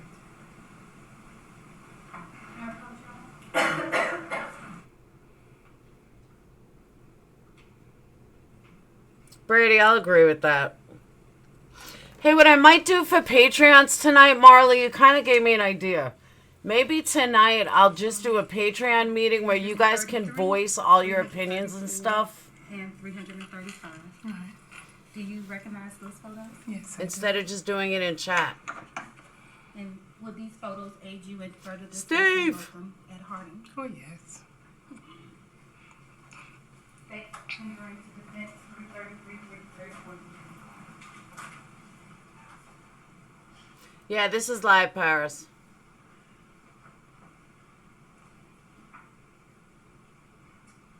No objection.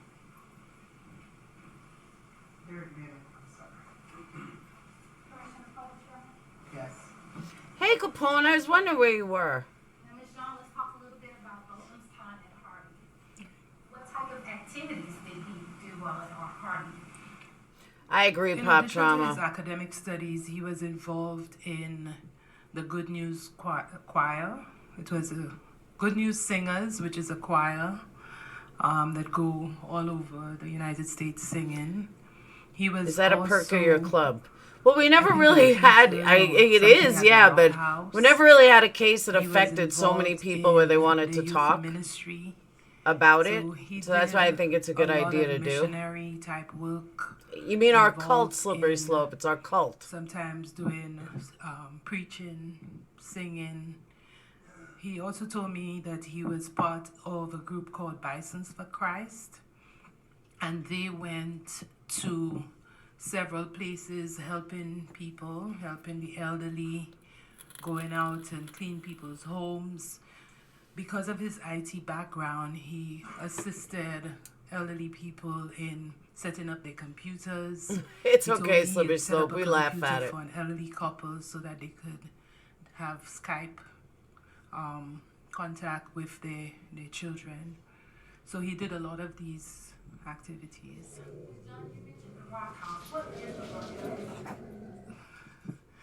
The Rock House, I believe, is an organization that does outreach work. So they help other students. And he was one of those who was supposed to be encouraging the students to attend worship. So that was one of the responsibilities he was given. He was also part of the rugby team at Harding. Rugby, the game rugby. You do, Slippery Slope. You're purple and red. Grape and cherry mixed.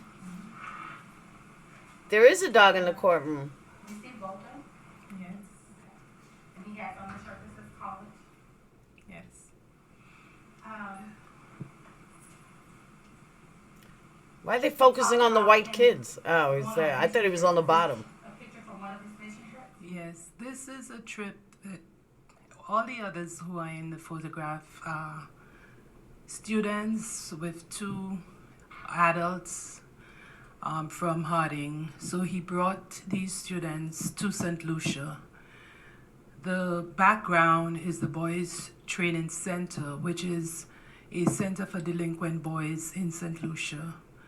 And when he brought his fellow students and that team to St. Lucia, they concentrated on reaching out to these delinquent boys, together with an orphanage that they visited and many other institutions, but mostly institutions that had people who were at risk in some way. So the elderly home, the elderly folks Galway home, girl, why was Mojo timed out? orphanage, and delinquent boys. He concentrated a lot on serving these people. How many years did both them and his classmates from Harding come back to St. Lucia to do mission trips? It was an accident. All right. Sorry, Mojo, it was an How accident. many years did both them and his classmates from Harding come to St. Lucia to do mission trips? Do you recall? They many, because he started 1 year after he went to Harding University, so that's 2012.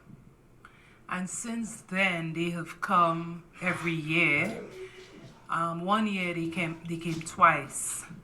So there seem to have been about 7 or more trips to St. Lucia. And then it says Exhibit 334.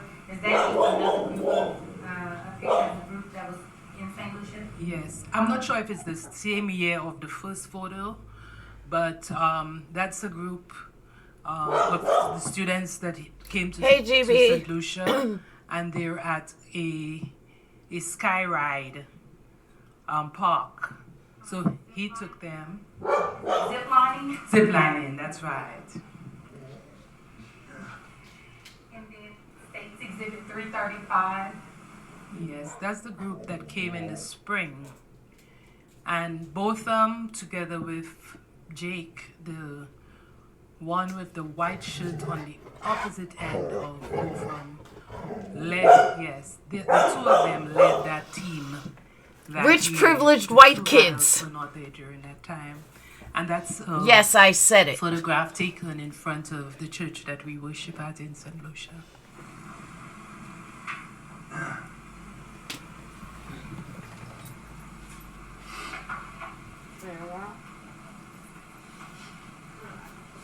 Commissioner Cochran? What makes them rich and privileged?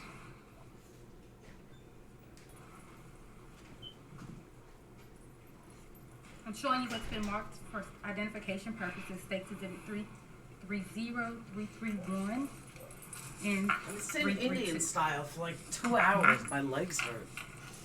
And are these photos of both of them? Yes. Yes. And would they aid the jury in understanding the testimony? Aries, that's not my dog. That's Laura's dogs. Yeah, that's Buka.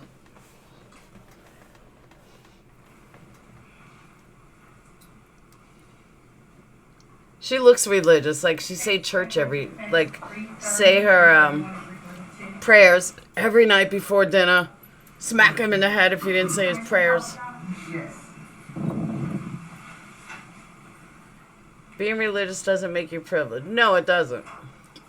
Dinner? What kind of word is dinner? Who said dinner? You said dinner. No, I Right said before being religious doesn't make you privileged. No, you're talking about said their prayers right before dinner. Oh, right before dinner. What the hell's a dinner? Dinner. 2017. Dinner. You're right. In Jamaica. Don't you be saying that in my house. Annual Caribbean Lectureship of Churches of Christ. So he was a song leader, and every year the Churches Right, of Pop Christ Trauma knows. in a different Caribbean island, and this time it was in Jamaica. Former Officer Robert Olson is facing murder, acting deranged, knocking on doors, and crawling around on the ground naked. When Olson encountered Hill, he shot him. Hill was not armed. Because both of them sang very well, he was placed as one of the people who would be leading the congregation in singing. So that Caribbean lectureship had members of Churches of Christ all over the Caribbean, the United States, in some cases England. Many people attend that lectureship. So both of them was selected for many years. Yeah, that's a whole to be nother on the debate. program for that lectureship.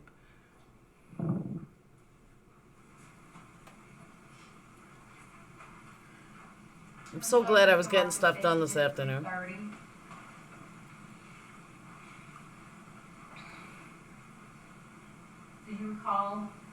from? That's where I'm from, NYC. Tell us a little bit about State's Exhibit 330 and State's Exhibit 331.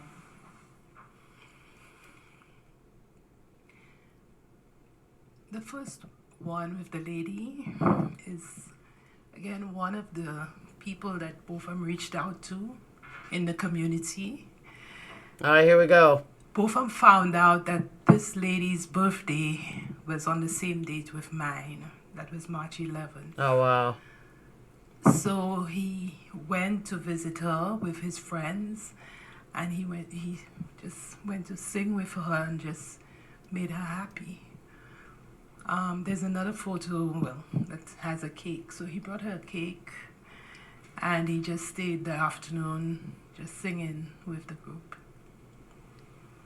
And prior to doing the mission work, had he known her in the past? No. He just walked around the community and he just reached out to the people who he thought needed help. So he cleaned her backyard, and then they just sat there and he just sang with her.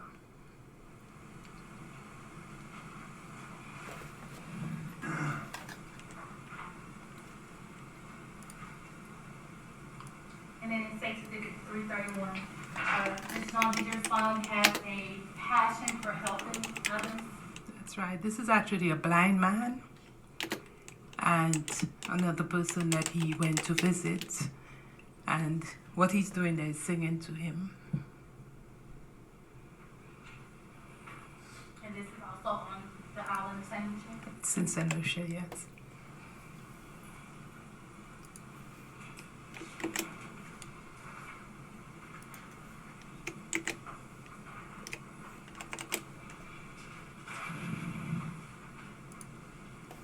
Now, Ms. John, I want to talk a little bit about the day that you were notified that Bolton was no longer with us. Do you recall where you were? I was in New York with my daughter at 12:30 a.m. on September 7th. Happy. Hey, now. She came to inform me that she had gotten a call and that somebody told her that both of them were shot and that he died.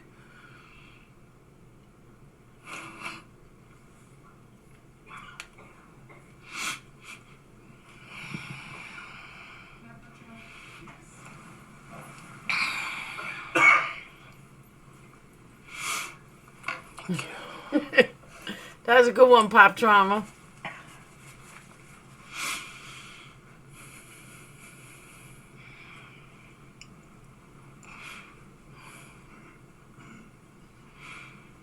And when you see the Ms. John,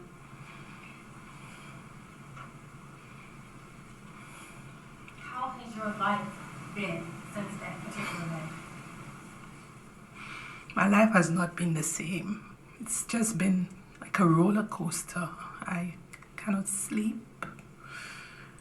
I cannot eat.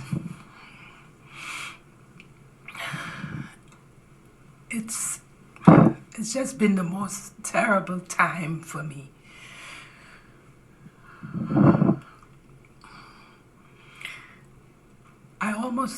I'm not able to work, but I just try to busy myself just to see if it will get out of my head. All right, I'm officially crying. Very, very, very difficult. And so, since this incident has occurred, you haven't been able to go back to work? I went back to work in January of this year, but it's very, very difficult. I've been sick often. Allison, I'm with you on that. And I have to try to keep the family together because everybody's in pain. I've had to seek counseling every Tuesday. I have to get a therapist to come in and help. And I tried to pray and fast and do all sorts of things. Ah, Gower just to girl. help me get by. What about Brent? How was the relationship between both of them and Brent before September 6th of 2018? Both of them and Brent had a very good relationship. Actually, Brent spent the summer of 2017 with both of them in his apartment here in Dallas.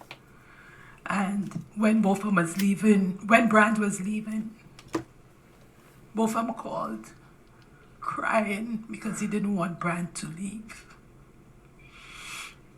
He felt that Brent spent 3 weeks with him, and the first week he said he had a lot of work to do, and he really regretted that he didn't spend enough time with Brent. Wow. He really wanted him to stay.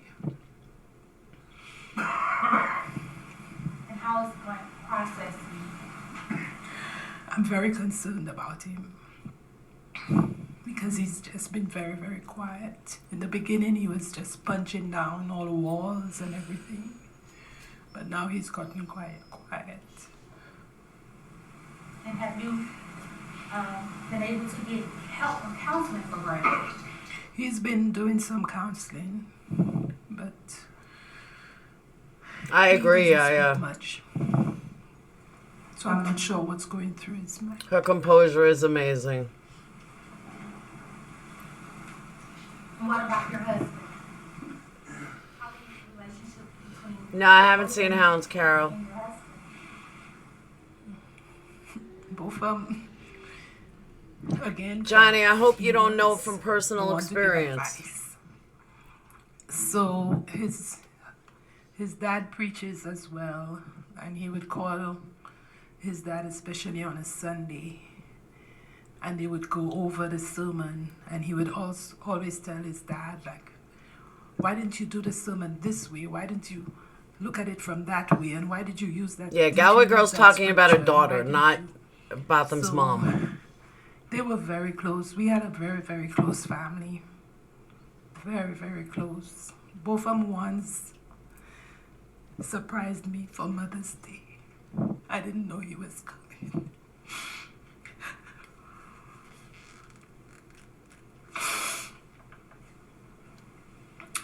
I was sleeping that Sunday afternoon and I heard his voice. Oh, I'm so sorry, He used Johnny. to call me Gigi. That was short for Governor When you wrote the General. So comment, I was his like, it Governor sounds like General. personal experience. I am And so I sorry. was sleeping and I heard Gigi. Everyone give purple hearts to Johnny. But maybe I'm dreaming. So I closed my eyes again. And he just came and lay down on me on the bed. He flew all the way from Arkansas at the time. And he came to St. Lucia to surprise me. In Arkansas. And at one point, Melissa was in North Carolina. North Carolina. How did you keep the family together when they were so far apart? I always made it my duty to spend time with all of my children. So, both of them, Elisa was in the US, and I always spent Christmas with Elisa. And both of them came for the summer. So at some point over Christmas, both of them would leave Arkansas and come to North Carolina. So we all would be together. So I would take Brant up, and we all would be together, either in New York or in No, I Arkansas. think said it was her middle child. I think.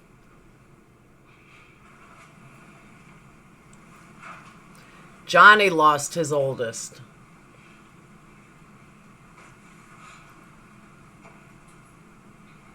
Hey, Diane.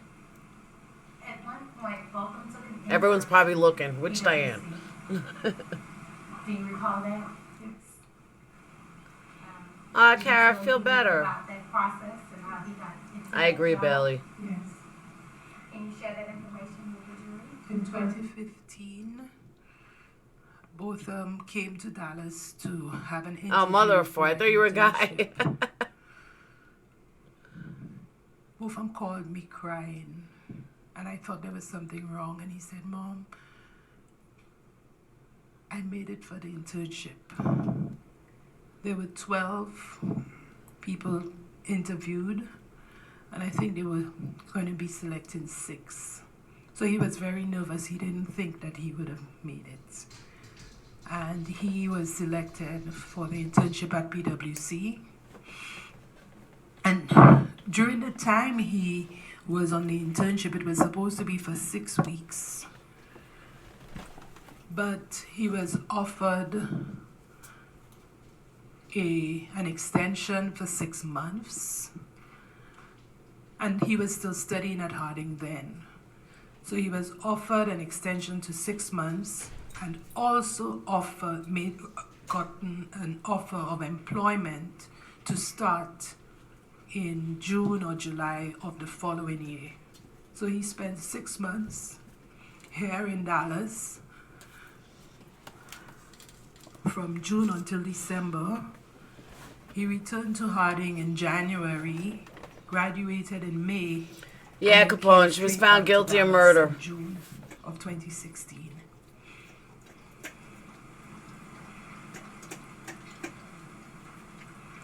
Booga, stop eating this food. Booga. Did you ever come to Dallas to visit both of them? Yes, I did in December of 2016. I came to visit Dallas. I came to visit both of them with my mom and my nephew. And we spent 3 weeks with him during Christmas time. And during that time, did he have to work as well? Yes.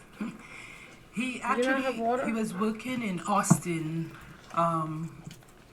He would travel to Austin on a Sunday and return on a Thursday or Friday. So the first week that we spent with him, he took us to Austin. And he put us up at one hotel and he stayed at another hotel. He said it was because he didn't want us to disturb him because he was still at work.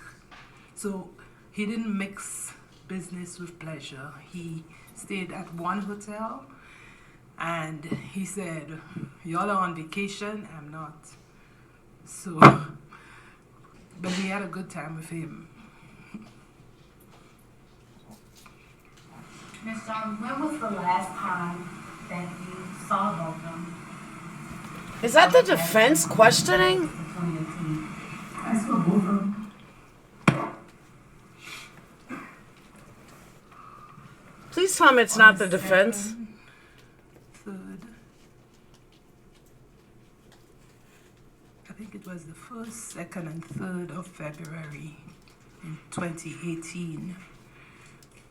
I was in New York, and both of them came across to New York to visit me. His dad was there as well, so that was the last time we saw him. And how was that visit? Beautiful.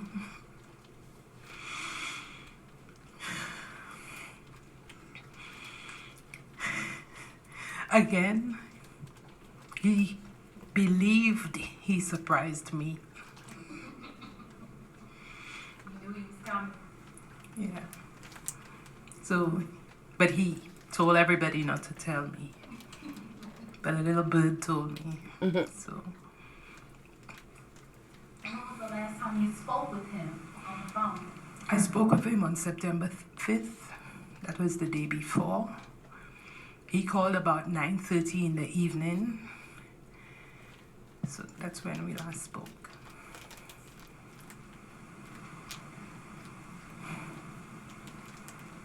And this past Sunday was his birthday? Yes, September 29th. What have you done to try to cherish his name and the things that he was most fond of? Yeah. All the things that both of them started, his outreach to the delinquent boys, the orphanage, the elderly home. We've started a foundation in his name, the Beaufhamger Foundation. But I hope they get it done today, because they're going to do it in the morning, and I got to work. The foundation at a gala event here in Dallas. We expect out of that foundation to reach out to other people. And in addition to these institutions, we've added the outreach to victims like ourselves, to lend support to them so that they can cushion the pain that we're going through. So that, we could help them in whatever way. It's possible, though, she asked them to direct her. He would have been 28 years old. So his short 28 years, he dedicated himself to helping others? Actually, 26 years he did that. Yeah. Because he died a few days before his 27th birthday.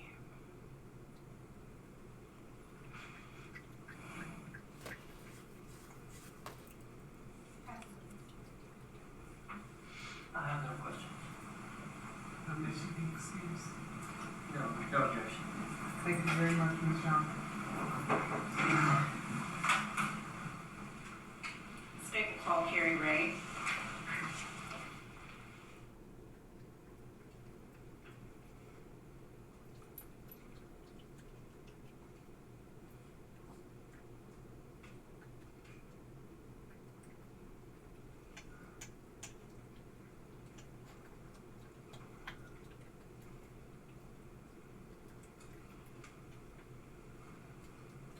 I agree, Kelly.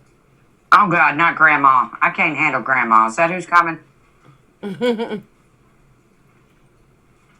mean, no offense, but I don't know that I can handle that. Yeah, I totally agree with you. Do you swear or affirm that the testimony you will give will be the truth, the whole truth, and nothing but the truth, so help you God? Yes, I do. Thank you very much. And proceed. Thank you.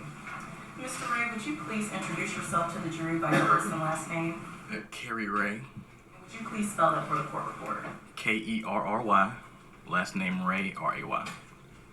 And Mr. Ray, how did you know Mr. John? I was his coach, which is basically his direct boss, and then he also worked on my engagement. Okay, and now I see you speak a little fast, and so the court reporter has to take down everything that you say, so if you would just slow down a little bit when you speak. Sure. Now you say so you were his coach, and where did you coach him at? So the coach is essentially, we have a line of reporting. So coach is the first level of reporting. So I coached him on just work-related matters or anything that he wanted to talk about. So I hear you say work-related matters. Did you work with Mr. John? I did. And please tell the jurors where you guys worked. PricewaterhouseCoopers. And Mr. Ray, what do you do for PricewaterhouseCoopers? I am a senior manager in our risk assurance practice. So we work on, basically work on controls and compliance. And what did Mr. John do at PricewaterhouseCoopers? He did the same. He was an associate. And Mr. Ray, when did you first meet Mr. John? I met Bo during his internship, which would have been about 4 or 5 years ago. Hey, Blink. What stood out to you about Bo?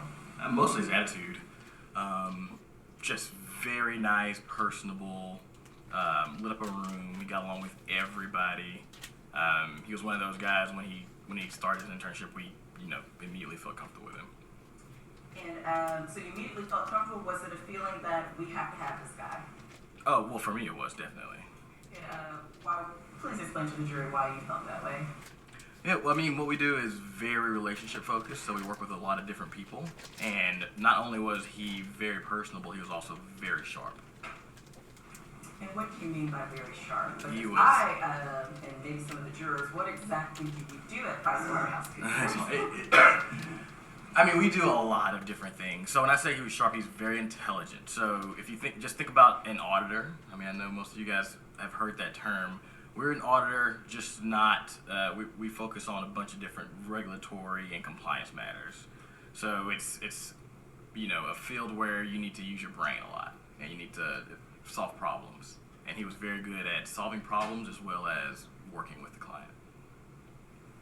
And so you said that you were his coach. What were you helping Bye, Mojo. to coach him on? All right. So everybody has a coach. I have a coach. But it's basically just you're developing. I've got 3 or 4 of them, and you develop them through their career. So you want to encourage things that they do very well, and then you want to help them work on the things that they don't do so well. And was Bo sort of a man or employee that did things well? He did things very well. Was he receptive to criticism if there was something that he might need to work on? Very. See, I don't really get the point of this, always though. looking to improve himself. Always looking to improve. This should have been done during trial. Would you say, was he a go-getter? Oh, definitely. He always wanted to do more. And you met him in the internship process, so at some point in time, there was an offer for employment extended to Bo. Would you please explain to the jurors how that process and discussion came about? Yeah, so you do an internship, depending on what university or program you're in, determines when you do your internship. In his case, it was his junior year. So yeah, he received an offer, soon after or before his internship ended. So Bailey, I think so. We'll offer a full-term employment at the end of the internship. And is employment with PricewaterhouseCoopers competitive, would you say? Oh, very. What were, I guess, around the office, if you could help explain, what was Bo's typical day like, if there is such a typical day at PricewaterhouseCoopers? So there aren't a lot of typical days. Don't you think during trial was the time to but a establish typical day would be, who this man was and what he was about? So we'll have. So we go through different phases, but a typical day might be he shows up to the office or to the client site, give me or whoever he's working for on the engagement an update, and then for the rest of the day he'll be working, through his engagement. So he'll be here's my thing. clients What if she was acquitted? They would never have gotten a chance to talk. We can deliver our work. That's why this doesn't make sense to me. So Bo had he was strong in the IT space. So in the IT, so information technology space. So he was very strong with applications and systems, and that's where he shined. And what about the point of sales? Yeah. So and then that's part of the IT space. But yeah, so there are certain engagements where we work on different applications. A POS system may be one of them, but that's definitely an area where I would look to him for his expertise. And would you say Bo made an impact on PricewaterhouseCoopers and specifically? Listen, Boots, they gotta be, but we're not really sure what it is. Yes. Maybe this is what the judge was upset about earlier. She didn't want all this. A lot of people knew Bo, and anyone who knew Bo had a very high opinion of Bo. Hello, am I muted? No, I heard It you. was the type of person he was. Okay. Just his aura. When he went to a meeting or he joined your group, And you might be right. or whatever it was, you knew Bo. He was just big personality, nice person, big smile. Never really had bad things to say. It's just if she was acquitted, none of this would have been said. None of this would have happened. That's why I don't get it. I agree. I believe in impact statements, but I did. All of this should have been done during trial. See or talk to Bo on a daily This basis. is just weird. For years, I knew him. Our group has had a very difficult time coming to terms. No, D, I know that. What I'm saying is that if they thought that, they wanted to present him in a certain light, then all this should have been done during trial. She's already been convicted. But this went on during penalty phase for Darling Routier too. So For me, so maybe it's a Texas thing. maybe it's Texas law. I don't know. What, I guess, when was the last time you saw Bo? Probably. The week he died, I saw him that week, or the week before. So I was at a conference the week he died, but we spoke every day while I was away. That's just that was our relationship. So he worked on my engagement. We spoke by phone, text, emails, and I just remember sending him a few messages on the plane while I was getting ready to take off that night, and I know by the time I landed, he was no longer with us. Wow. Yeah, I agree. I agree with it gives them the chance to speak about him, but they could have also taken the stand during trial. The person that finished his task by the time that you needed them done. Because, like, my point being, if she would have got acquitted, we would have never known what type of person he truly was, or what type of family he comes from, or anything like that. We would have no idea. So, I mean, that was just personality. He wanted it done right. He wanted it done on time, and you know, you didn't have to worry. I didn't worry about anything then. I don't think so, Paris. Did you see a bright and long future for him at Christ Warehouse? 100%. No, if they did I mean, this kind of really messes with the defense's game in a trial, if you ask me. I want to make sure I work with and develop, and he was definitely And I'm not, I knew he had. you know what I'm saying? Long term, whether They've already lost. That he was going to be excellent at it. But the defense is still going to try to fight for as least a sentence as they can. Yeah, I mean, he could write his own check. I think he had his own. Are they going to put people up here to say what a horrible person he was? I mean, I don't know. Where's this lead? I'll pass the witness. Or what a great, are we going to set through hours of what a great person Amber is? State will call Robert Watson.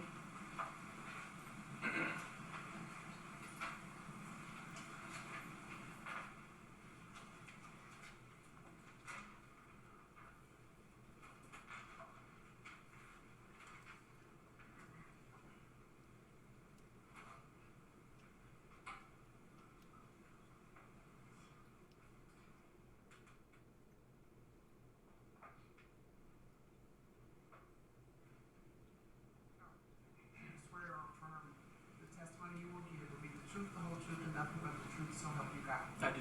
Thank you. Make yourself comfortable. You may proceed, Your Honor. Yes, please. Good afternoon, Mr. Watson. Sergeant Watson, you look a little different today. Yes, ma'am. But you are, in fact, the same Robert Watson that testified for this jury last week. Yes, ma'am. And Sergeant Watson, we called you back because you were the defendant's sergeant for the CRT team. Is that correct? Yes, ma'am. And I guess that will put you in sort of an immediate supervisor position. Yes, ma'am. And I brought you back because I wanted to ask you, in the years that you spent with as the defendant's supervisor and sergeant over CRT, did there Carol, it's come a time supposed to when you be. made an internal affairs affair referral based on some actions taken by the defendant? Yes, ma'am. And would you please explain those to the jury? It was regarding an incident where Ms. Geiger had an individual in custody. He reminds me of Ken Kratz. She was by herself, and the individual got away. He got up and ran away. She called for assistance and other. Yeah, minus 200 pounds. No, but he does. The way he's talking is like Ken Kratz. Never mind, Kratz. I was thinking Lazinski or whatever. Ken Never mind. Kratz. That sounds about right. Okay. And Just so the way you he's said talking. a situation in which a individual Right, yeah. was a handcuffed prisoner? Yes, ma'am. And so did this handcuffed prisoner escape away from the defendant? Yes, ma'am. And did the defendant notify the immediate supervisor? A supervisor was on scene. He wasn't made aware that it was a handcuffed prisoner. He was not made aware? Yes, ma'am. And when were you notified that a handcuffed prisoner had escaped from the defendant? Several hours after that incident had occurred. And based on It's his like mannerisms. when you learned of it, you felt that this was some information that you needed to make a referral to the Internal Affairs Division? Yes, ma'am. And that this was something more than just a situation that you could do verbal counseling for? Yes, ma'am. I'll pass the witness. Sergeant Watson, how long did you supervise Ms. Geiger? Whenever she started the CRT team, I was a supervisor then. Okay.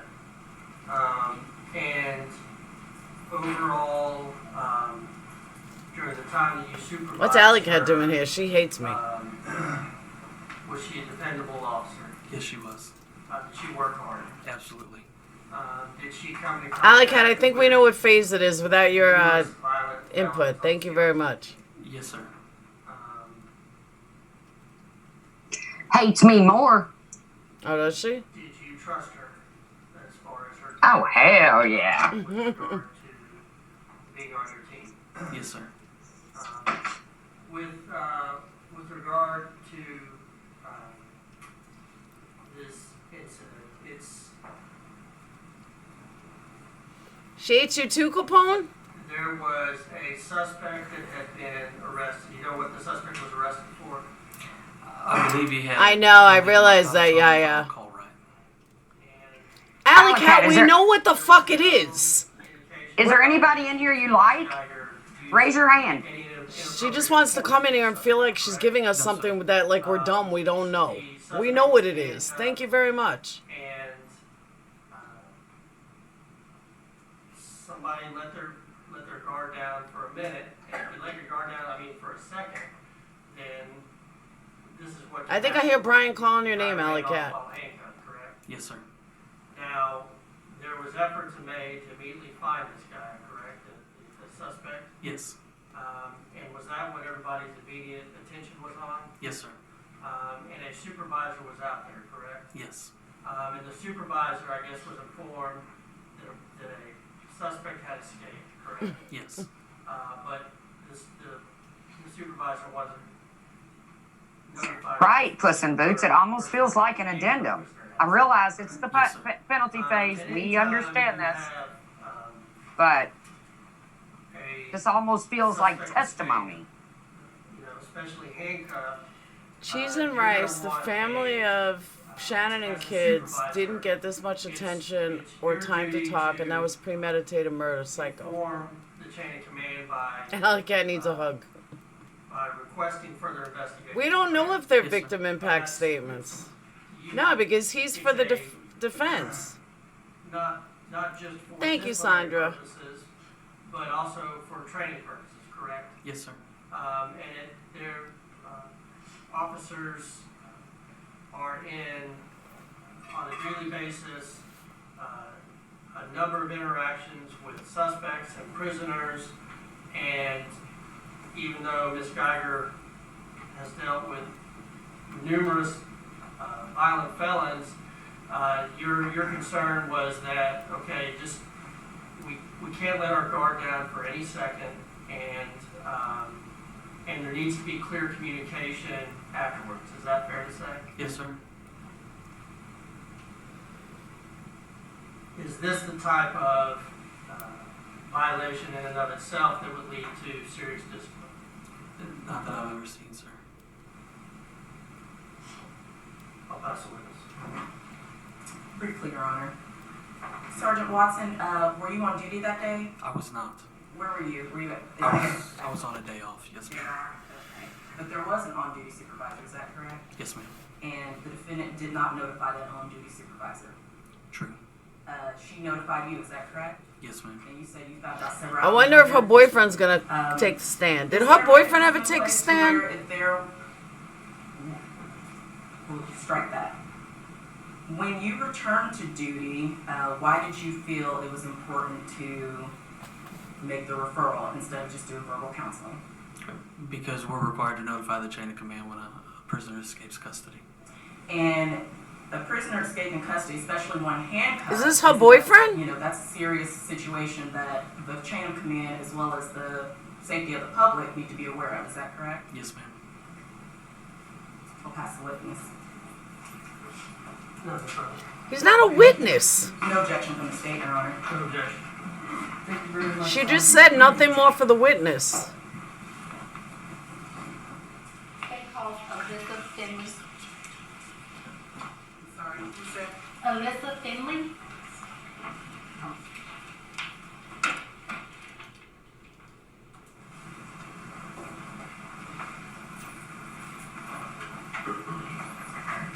Make yourself comfortable, Miss Finley.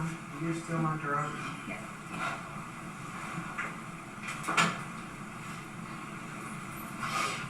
She can get life. Ms. Finley, you're the same Ms. Finley that testified earlier this week in trial. Is that correct? Or last week? I'm sorry. Yes, I am. I was shocked when they didn't ask for the jury to be polled. I really was. Tell the ladies and gentlemen of the jury. That tells me Toby Shook has something up his sleeve. Your relationship, or what you have observed with your parents since your brother has passed.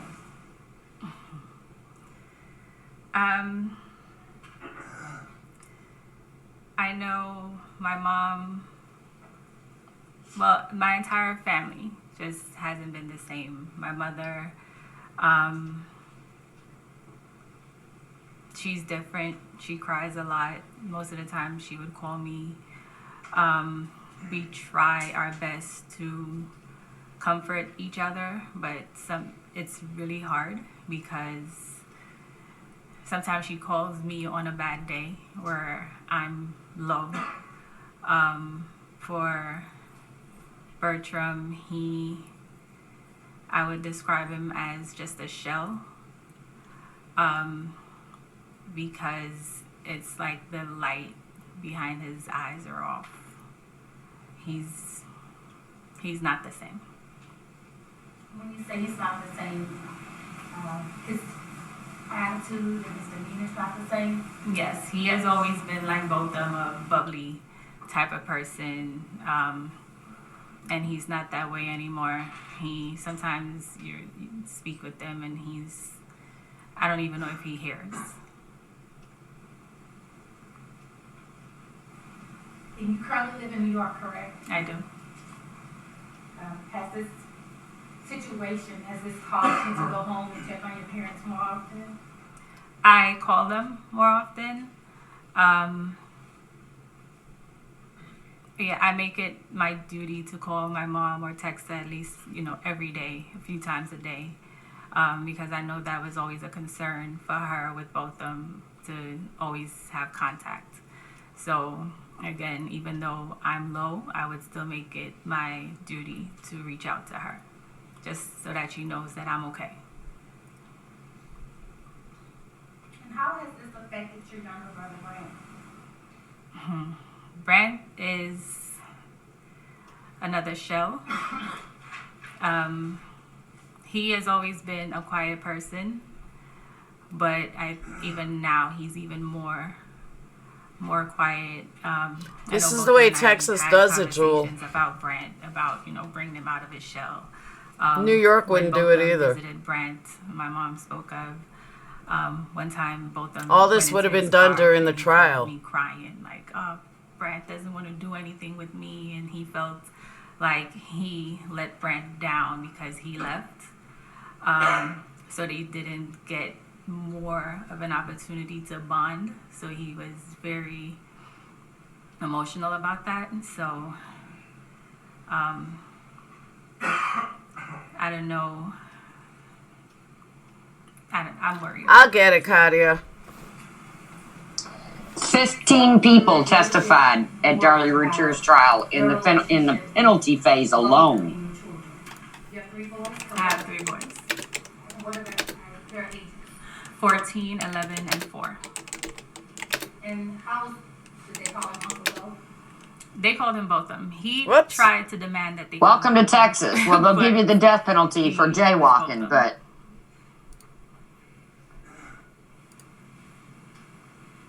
I'll do it on my other monitor. How are they processing life without both? When I told them what happened, it was the 7th. It was a Friday. They just went back to school. School started the 6th, in New York. And every Friday they have a half day. So when they got home, I made them sit down and I told them what happened. Jaden, he's a lot like Brent, an introvert. So he cried, but his way of coping is every time both of them came to New York, he would leave some item of clothing for Jaden. So Jaden would wear, even though it's way too big for him, he would still wear it. His hoodies, t-shirts, he would wear them. Jareem, he's 11. Jareem, now he is scared of police officers. One time I picked them up from school and he came running scared, and I was scared because I thought something was wrong with him, and he came into the car and like, what's going on? And he said he just saw a police officer. and that frightened him.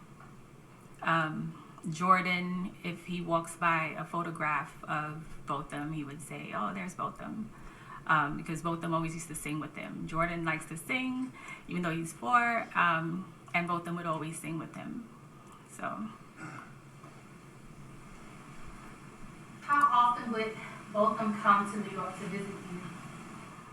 Anytime he got the opportunity, and it would be for the weirdest reasons. He always wanted a reason to come to New York because he loved New York. I know this sounds crazy, but I think this is going to go into that was a reason. So he came. another. It's going to go into another jury Christmas, Thanksgiving, we always deliberation. We tried to Okay, I got it. I found it. And we heard your mom talk about how Botham thought he was the. All right, in Texas. Let me just lower this. Would you say that you spoiled him? All right, in Texas, if a defendant is found guilty, a punishment phase to determine the sentence occurs.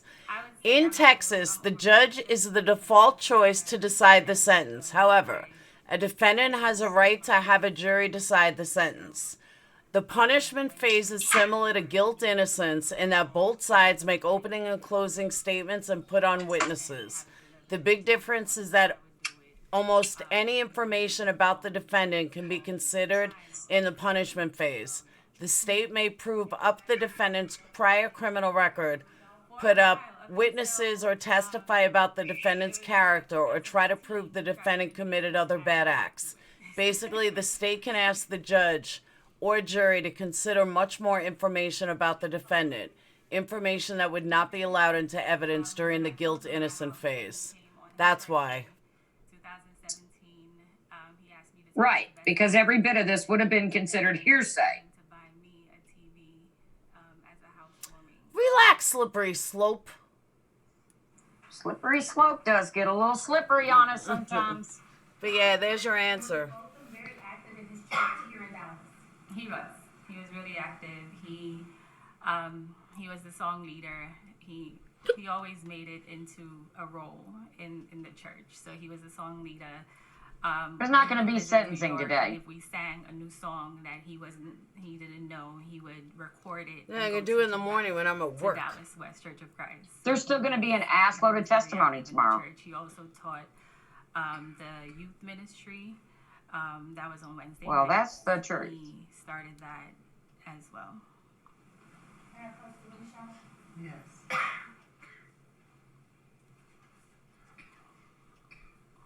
Right, Shannon. And I think the jury now gets to go back and deliberate on punishment. All they did was deliberate on guilt or innocence. Now the jury gets to go back and deliberate on actual punishment. Do you recognize the people in 336? After Paris, everybody I agree. testifies. And 337 contains videos in which I showed you earlier, correct? Yes. And those videos of Botham singing? And if the jury can't agree on a punishment, at that point, the judge is the deciding factor. And there's 336 and 337 to the judge for me.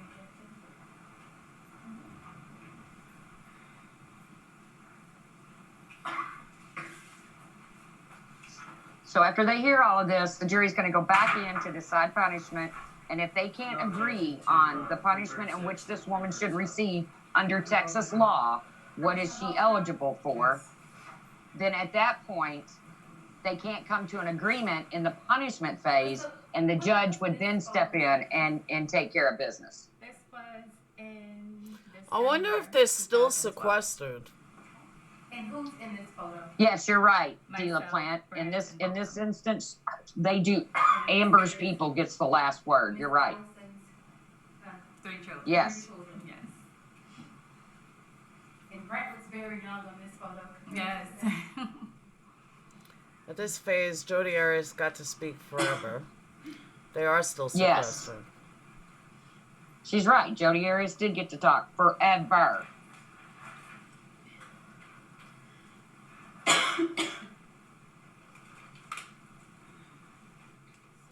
In some states, guilt, I think, automatically determines punishment because it's based on the charge in which you're found guilty of. So it is what it is. You got found guilty, boom, you automatically get this. Yeah, in New York, you're found guilty of murder, it's 25 to life. Yeah, but who determines? Oh, okay, yeah, I see what you're saying. And then it's determined by a parole board whether you do anything over 25. Right. Delaplan is right. This is the phase in which Jody, and trust me, Amber will get up there. I'm sure she'll take the stand again because she can't screw herself anymore at this point than she did during testimony. So now you'll see all the tears. But maybe not. I mean, maybe she won't take the stand again. That's not me, by the way. You'll see what I mean.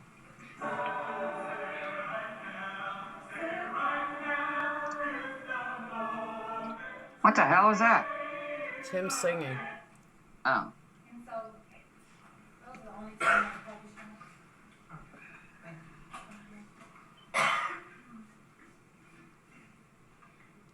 Agree, puss. Well, in the interview she did saying she would never be convicted of this crime. Jodi Arias killed herself with that interview. No. His voice. You know. It's hard to hear his voice. Yes. And when you hear his voice, what do you think? How does it make you feel? That I want my brother back. No. You can just hear that voice. And talk to that voice. One last time. Yeah. Like if I could just continue our conversation, our last conversation, just not let him hang up the phone. Agree, shitty Smitty.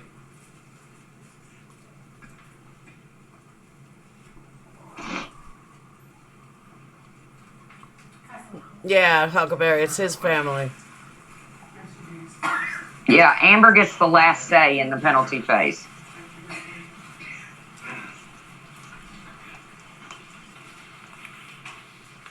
Yes, prayers to his family. Prayers to both families. Regardless, her family are victims of this too. You know, you don't like me for saying that. That's okay. She made them victims, but.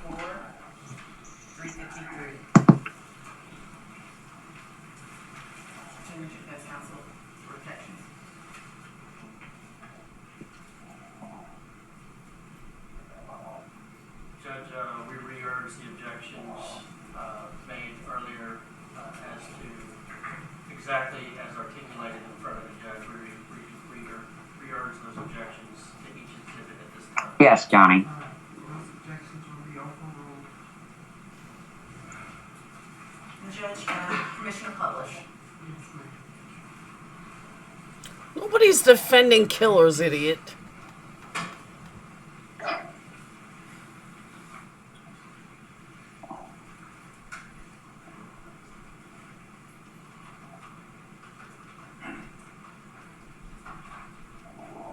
Exactly, Puss in Boots. And that's why I didn't rejoice, excuse me, when this verdict come in.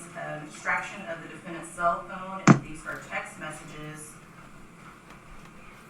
from January 15th. Why would a family get fired from their jobs? At the MLK parade. Text message sent to the defendant asked, "Are you working this parade?" Other messages came in from the defendant. "Yes. Grandsons are on the other side if you can get through." Other message, "Where's Justin's number? Can you ask him if he told this lady?" Another message, "Held on. I worked for 10 years. I'm good." Another message that came into the defendant's cell phone. What are these messages? A message sent out said, "LOL, dang. Yep, you deserve to have it off. Was hoping you were just to say hi. Miss y'all." Message sent to the defendant, "Miss you too." Message sent to the defendant, "When does this end? LOL." Outgoing message from the defendant. When MLK is dead, ... Oh wait, ... Incoming message says, ha. Hey, Dayton. Outgoing message, G. Dayton. 2.5 Come hours here. on 3 hours of this. Whose text messages are these? I don't know. I think hers. I don't know. Come on, I need a hug and a kiss. Why? Because you're here and you're alive and you're healthy. And you're my Mute, baby. Laura. Mute. Nobody wants to hear you kissing your son. You're a horrible mother, remember? Outgoing message, just push them or spray with your pepper spray in that general area. I love you. But tell me you love me, you little brat. I love you too.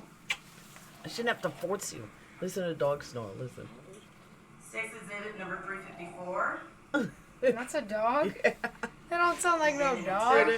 Sounds like It's a grizzly bear, Dayton. Don't let her lie to you. I have a grizzly bear in my bed. Listen.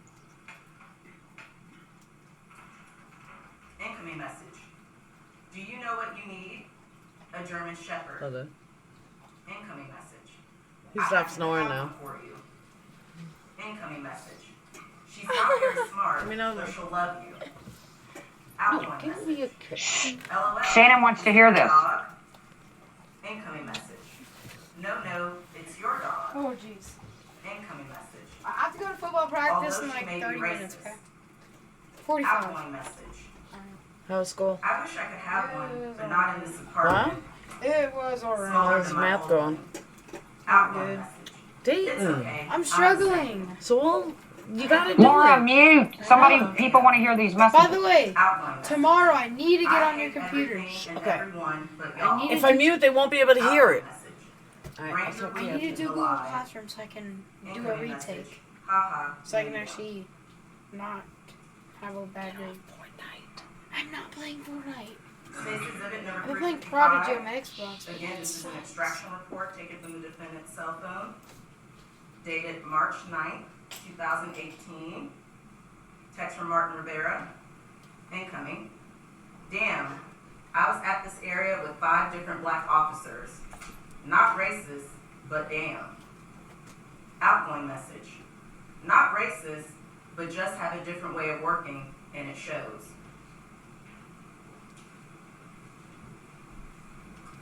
Okay, so it must be her messages. Just a moment, Your Honor. Guys, if I cover the mic, you can't hear the TV.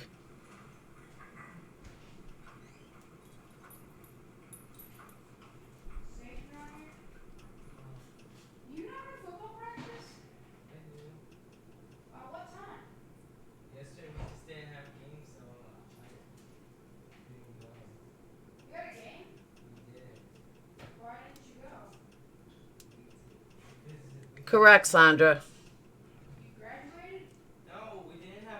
Actually, New York changed their minimums. They now have, like, there's no more minimums. They'd say you get 30 years, period.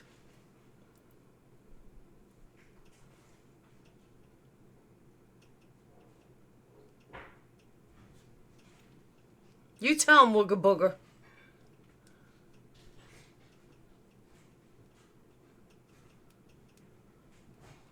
And if I didn't interact with my children, then I get you're ignoring your children. I can't win. The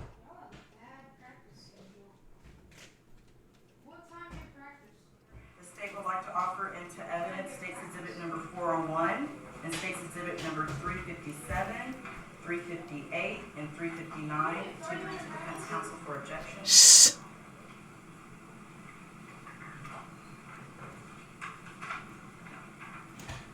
What was 359? 359 is going to be one of the social media posts. Judge, no objection to State's Exhibit 401, the business record with the single page. That would be admitted.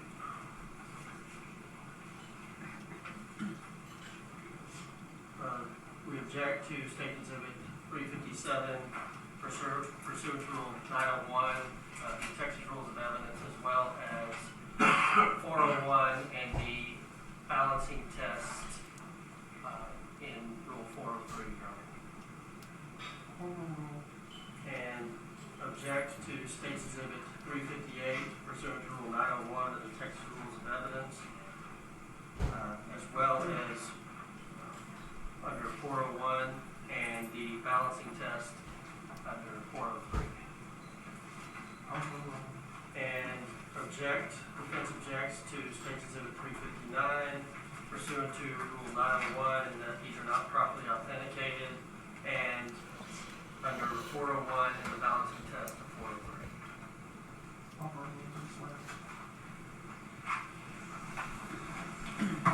And permission to publish these, Your Honor? Yes, ma'am. I'll put those. And then just one more, Your Honor. The state will also like to offer at this time State's Exhibit number 400, tendering to defense counsel for rejection. Did they say just one more?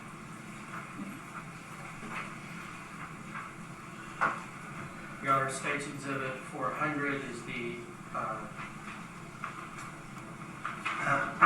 application What's up, Jay? processing unit records for reasons stated previously on the record. Your objections are all. And permission to publish. Yes. Thank you. State's Exhibit number 400, under business records affidavit, are records from the Dallas Police Department and their applicant process unit.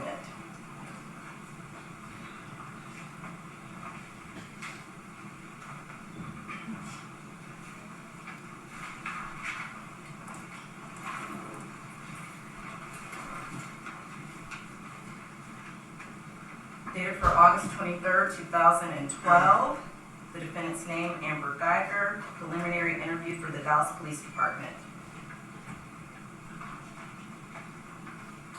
Page 2, Section 3.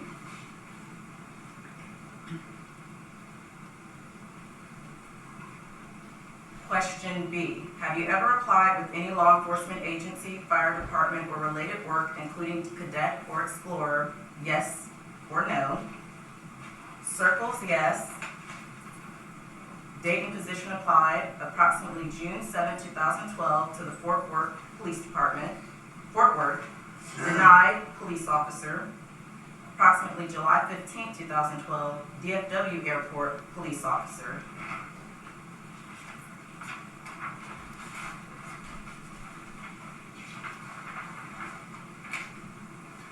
Page 4 of State's Exhibit 400.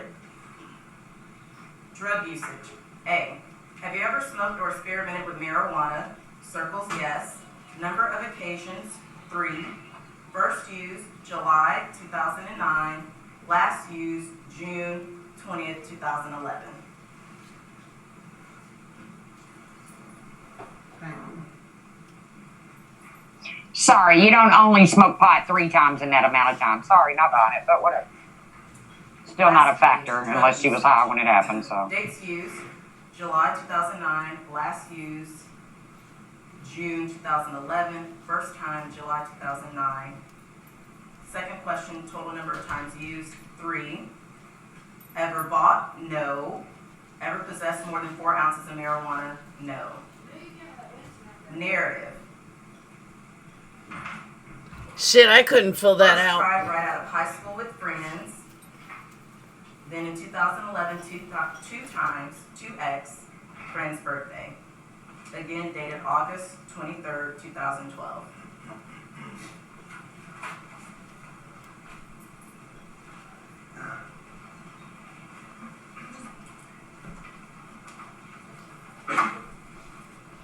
State's Exhibit number 357. Taken from the defendant's Pinterest account.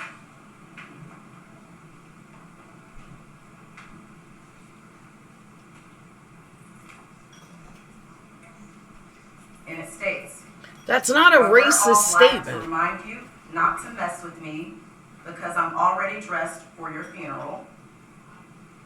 The bottom of States 357. Amber with a smiley face, saved to love to laugh. Comment, yeah, I got me a gun, a shovel, and gloves. If I were you, back the fuck up and get out of me fucking ass.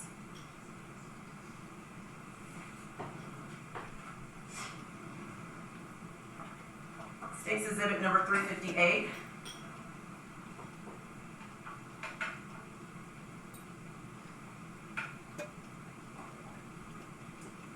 States, stay low, go fast, kill first, die last. One shot. Dang, one give me the kill, dog food up on the counter. No luck, all skill. At the bottom, it says Amber. And the comment says Navy What's SEALs. wrong with that? Saved her quotes and inspiration. State's Exhibit number 359.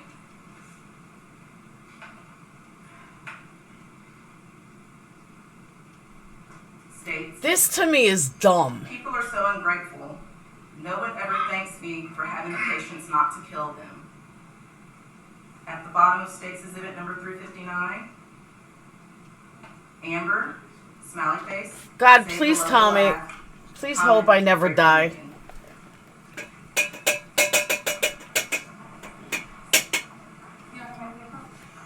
Oh, you're gonna die someday, Laura. I'm But sorry. I'm saying, but it's gonna if I got murdered or something, oh my God, the shit they would go through. Oh, I always said if they go through my devices, my Google searches, and I get arrested, I'm going up the river forever. That's what I'm saying. My Facebook post, oh my God. I'd be a goner. They'd crucify me.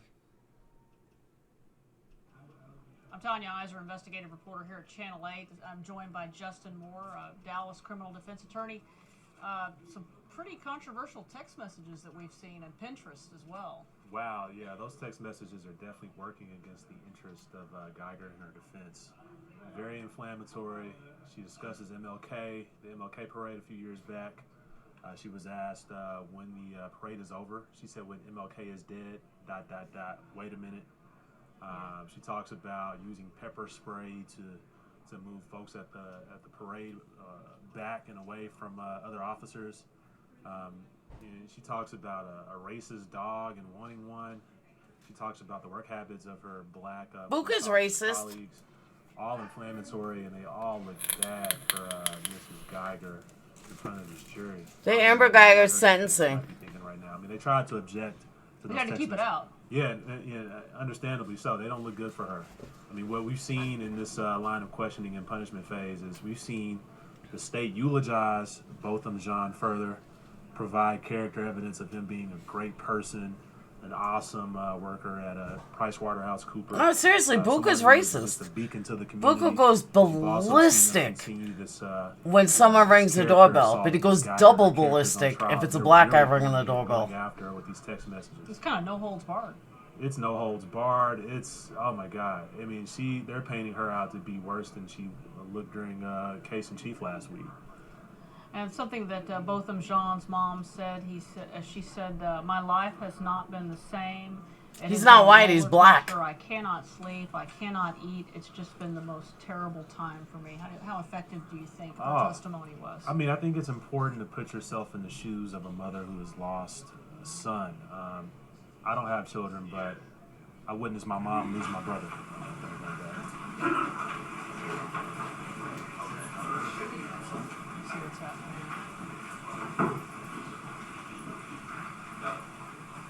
Hey, Crazy Nurse Granny. We don't know when they're sentencing. It's been going on all Slippery day. slope. You made a very good point.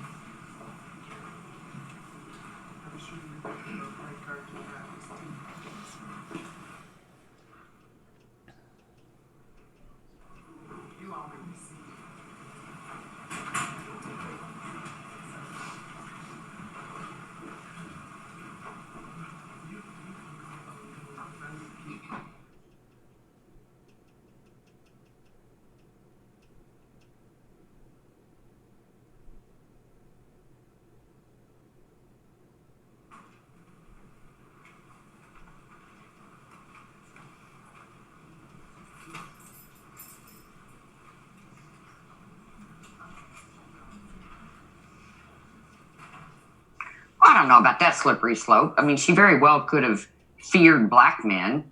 That's, So the judge I mean, that could have led to her escalated fear and what happened. Is that racist? Yeah, it appears so. Yeah. She just walked out. Looks like she released the jury. It might be their afternoon break. She released the jury. Looks like she's sitting down there, so I don't think they've recessed for the day, so we can prepare for them to come back and hear more testimony. We haven't spoken since the verdict came down this morning. What was your reactions to this verdict? I was shocked, honestly. I mean, just taking the evidence as it is, or as it were, I was fully expecting her to at least get a manslaughter charge. I thought the murder was going to be a tough. Well, we don't have to listen to these clowns. To get to, No, but I want to hear what the experts say, because I agree with this guy.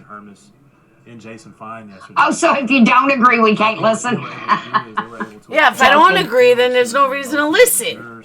Okay. Let them know that this type of crime, how heinous it is, it should not be without being punished. And I think they effectively laid it out. So I work for a living. What was the verdict? Guilty. I work too, vaping. Guilty of murder.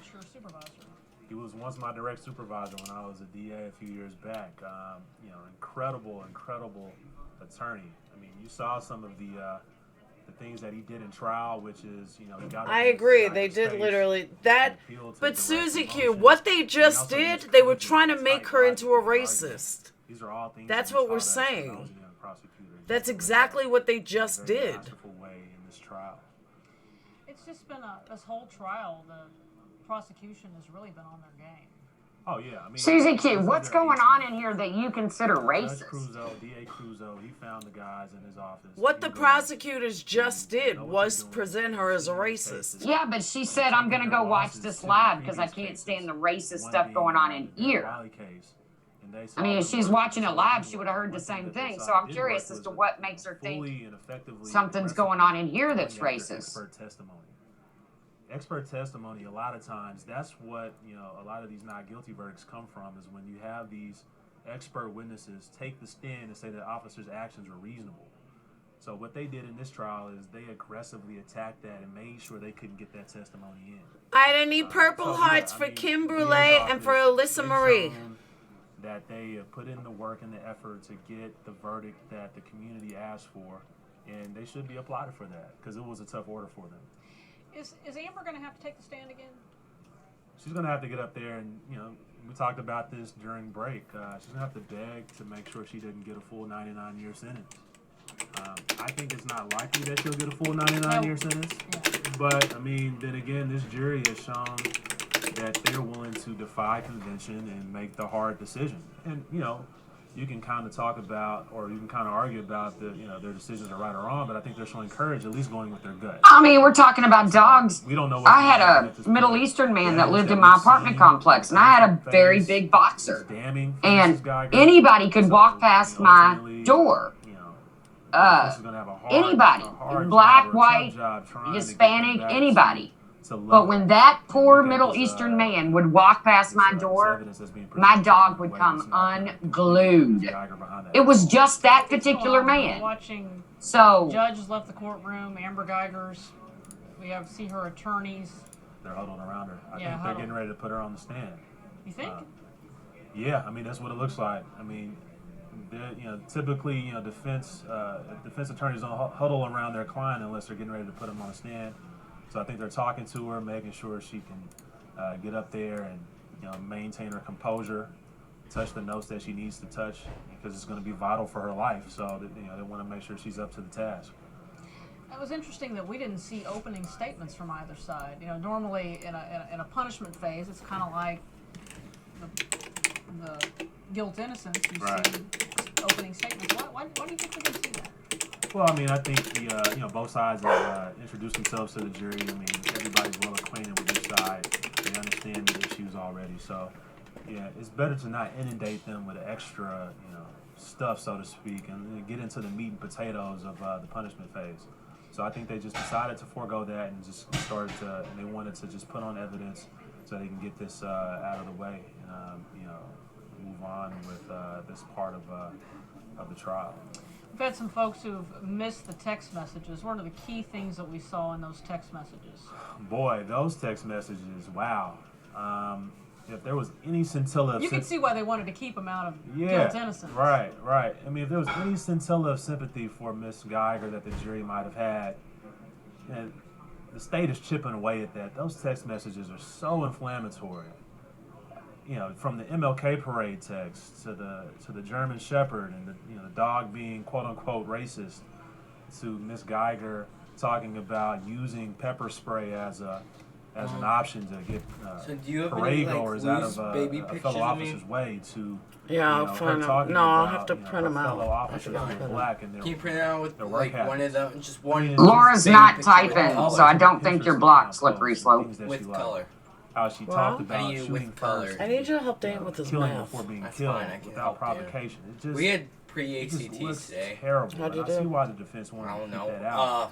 But I know for a fact is some of the math I didn't know because it was trigs, the calculus, stuff like that.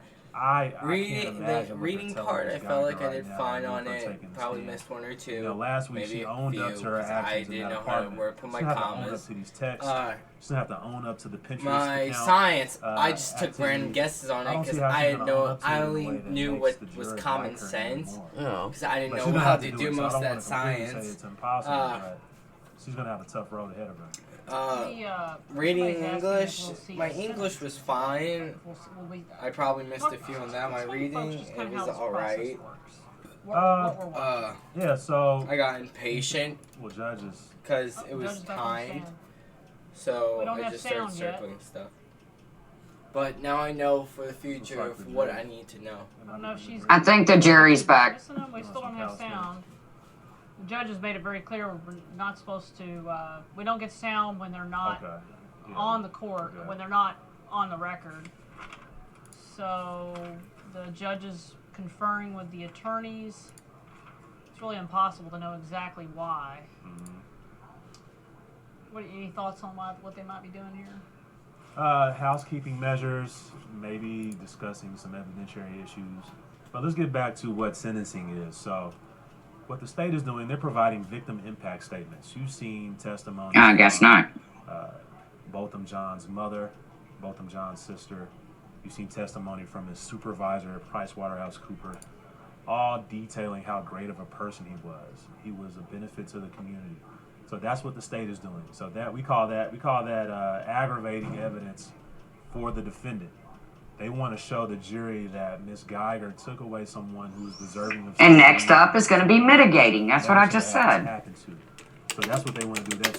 They're pulling at the emotional heartstrings of the jury. Pretty effectively.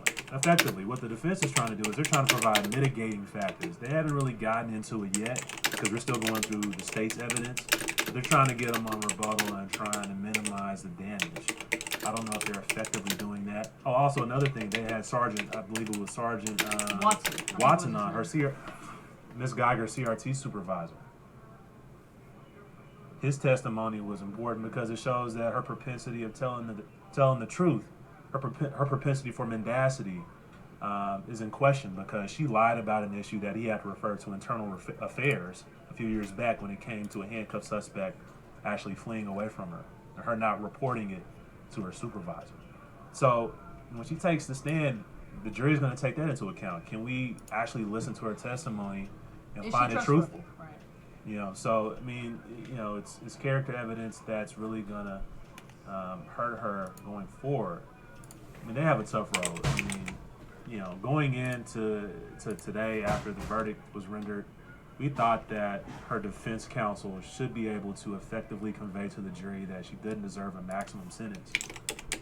It's still going to be tough to get that 99 years. I'm sure the state's going to ask for it because they're hitting it pretty hard, this evidence. But you know, I know we opined before, and a few other folks said that she might have a 5 to 10 year sentence. With each damning piece of evidence, you're going to add. See, I did my homework. It's 5 to 99 in Texas on this charge. Issue if she gets the appeal bond or not. right? Well, no, we know. Oh, she won't be able to get it. Oh, yeah, right. Yeah, that law changed. We haven't talked about that. Yeah, that law changed. There was a change in the law. Explain to folks this change in the law that everybody in the legal community is finding out about today. It seems like. Right. So the change occurred in 2017. So typically, if a person would have had a sentence under 10 years, they would have the ability to get an appeal bond, in which they would not be taken into custody and they could wait out their appeal within the comfort of their own home. That law changed in 2017. So she will not be afforded that opportunity. So, at the end of this punishment proceeding, she's going to have to go, be taken into custody, and she's going to have to wait out her appeal while in custody, which is a complete difference of what the standard used to be. I don't know why the Texas legislature made that change in 2017, but they did. And, we're seeing this being played out with Ms. Geiger. She won't be afforded that ability to go home like other defendants have in the past. I don't think you should be able to be out. You've been found guilty. Everybody I talked to. At that point, I don't think you should be able to wait it out on a bond. We know it changed on January 1st of 2017. There was a change made. And maybe it's just because typically in murder cases and cases of this type, you wouldn't typically get less than 10 years. Right. So it's not really an issue that arises that often. It doesn't really arise. I mean, typically in murder cases, folks don't get less than 10 years. I mean, think about it. They've already proven that it was an intentional murder. There was, there was mens rea involved there. So typically, you see folks, they don't even get close to getting a sentence under 10 years. But with this situation, you have an officer that's been considered because she's been classified as someone who has been a credit to the community in the past. So I think we just readily assumed that it was a possibility that she would get a sentence under 10 years. So that's why we thought about it. But ultimately, and it's always hard to keep up with legislative changes of the legislative landscape. So a lot of times that slips past a lot of attorneys. But here, I think we're educating folks, and right now, I mean, I was talking to somebody the other day, like covering this case is almost like a CLE, continuing legal education course, because we're picking up on small little nuances that only would come up in a case like this. Right, mistake of fact. These issues that we wouldn't normally talk about. Or the issue of her possibly raising this defense of what is the defense? I'll read it from the statute. At the punishment stage of a trial, the defendant may raise the issue as to whether he or she caused the death under the immediate influence of sudden passion arising from an adequate cause. What's important about that is, if the defendant proves the issue in the affirmative by a preponderance of the evidence, the offense is a felony of the second degree. So, I mean, if they can effectively raise this issue, we might see the punishment get pushed back down to a second degree felony, which would make her eligible for probation. But who would make that decision? The jury would. The jury would make that decision. And from what we've seen, this jury is pretty gung-ho. If they wanted to go as a second degree, they could have gone. They could have done that. Yeah, they could have done that during guilt or innocence. But you never know with these punishment phase issues. That's why it's part of the statute. It's still a caveat there for defendants to kind of latch onto as a last-ditch effort to keep them out of prison. So I don't think the legislature would have put that in there if it wasn't a possibility. It's going to be, I think it's a long shot for this case, but nevertheless, it's still a possibility. And you're going to see our defense team try and use that argument going forward. What do you think the key factors were that made the jury go, okay, she's guilty of murder? What were the things that made them say, okay, this is the appropriate conviction? It's really hard to say. I don't know what they were deliberating on back in the jury room. But I'll say this, I mean, the state's closing argument was just compelling. I think it was more compelling than the defense. Typically the defense, they just have to poke holes in the state's theory. They don't have to really provide some, groundbreaking, a piece of evidence. All right, so I've wasted my entire afternoon and we're getting nowhere. Ultimately, the burden is on the state. But I think what the state was able to do with their fabulous prosecutors is they're able to really paint Ms. Geiger as someone not deserving of leniency. Right? I mean, Mr. John was in his home. I agree, Laura. At this point, I don't really care who says what. The verdict is in. Sentencing is going to happen. I think really, you saw Jason Hermes kind of. I don't really. I mean, I'm curious in what the sentence will be, but I'm not curious on how they get there. Exactly. I mean, There's 15, there was 15 people testify in Darlie Routier's case, which was a death penalty case. Yeah, I can see death penalty. We got to be safe in our own home. So I think that's really what it hinged upon. I can understand it for a death penalty case. You're taking somebody's life. Castle doctrine kind of turned on its head. Right, precisely. We know the jury has the option of 5 to 99 years. Those are two confusing issues for the jury, and they might have worked it all the way through, and they probably said at the end of the day, these issues are nebulous and confusing, and it's too cloudy for us to even go to that part of the argument for the defense. Let's stay somewhere where we're sure of, which is this is inexcusable. It might not be a cogent legal argument, but at the end of the day, that's why you have folks from the community serve on these jury panels, because they bring some type of logic and common sense that a lot of times as lawyers don't think about.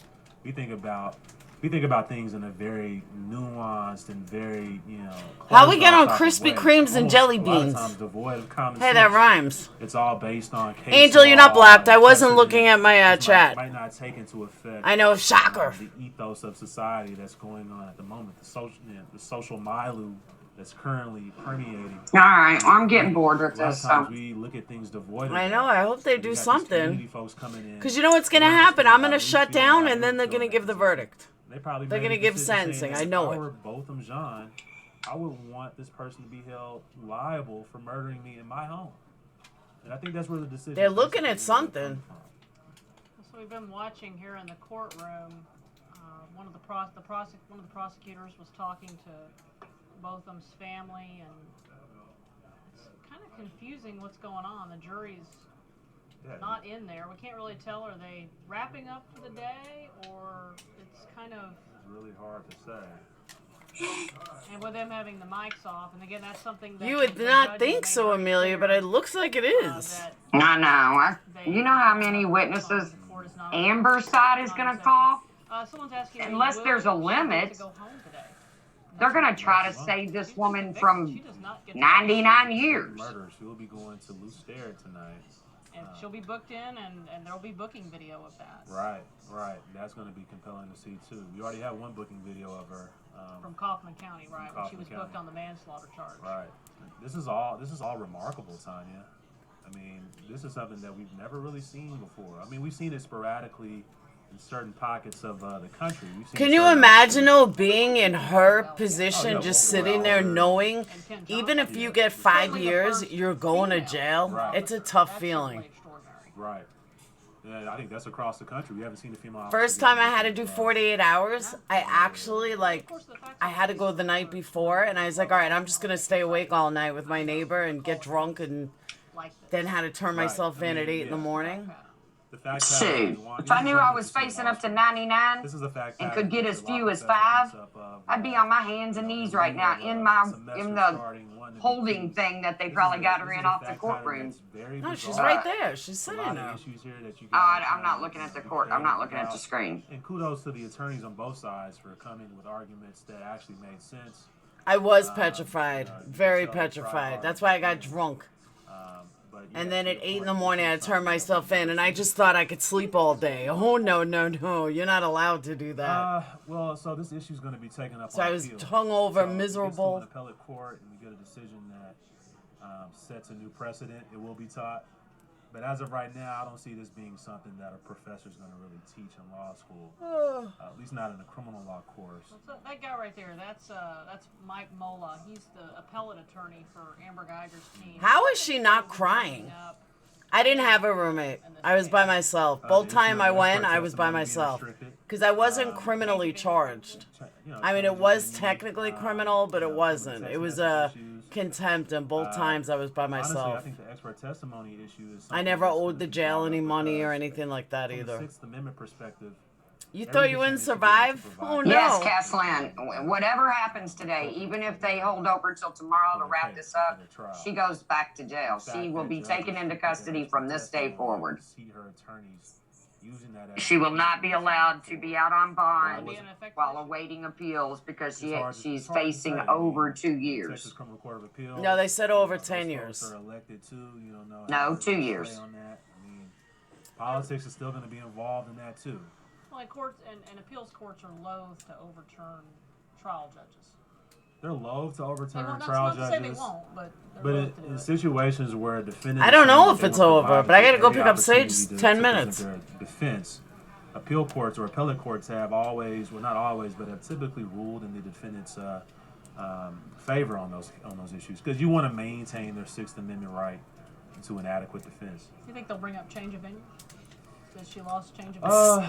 Well, it was rumored. Sage woke me up at 6 o'clock this morning.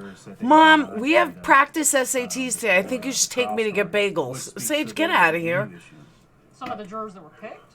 Yeah, I mean that's the rumor. That's the rumor that I'm hearing. It hadn't been substantiated, but if that is true, Caslin, she's had no jail time. She immediately bonded out under the manslaughter charges. I don't think she was rearrested under murder. They just upped the charges. So she was under a $300,000 bond. So she's had no jail time. She's got no credit coming to her. She's been out on bond. John Fuel's asking to explain why she... Growing kids need bagels. It's like, there's no food here. I'm like, have cereal. She can't get fucking probation 6 right o'clock now in the because morning. she's not eligible for probation. Right. Her charge does not provide any opportunity for it to be probated. But as we talked about, if she raises this this defense or this issue, and the issue was, what do we call it? Issue as to whether she caused the death under the immediate influence of sudden passion arising from an adequate cause. If she raises that in the jury, right, Puss and Boots, that's what I said. She wasn't rearrested. She was arrested on manslaughter, put under a $300,000 bond, and then the grand jury upped the charges to murder. I don't believe she was rearrested. They didn't revoke bond and all that. It's in the statute, so it's something that she can argue for sure. And frankly, until you brought it up, I had no idea that existed. Yeah. Appreciate it. Thank you so much. 8:30? 8:30. Yeah,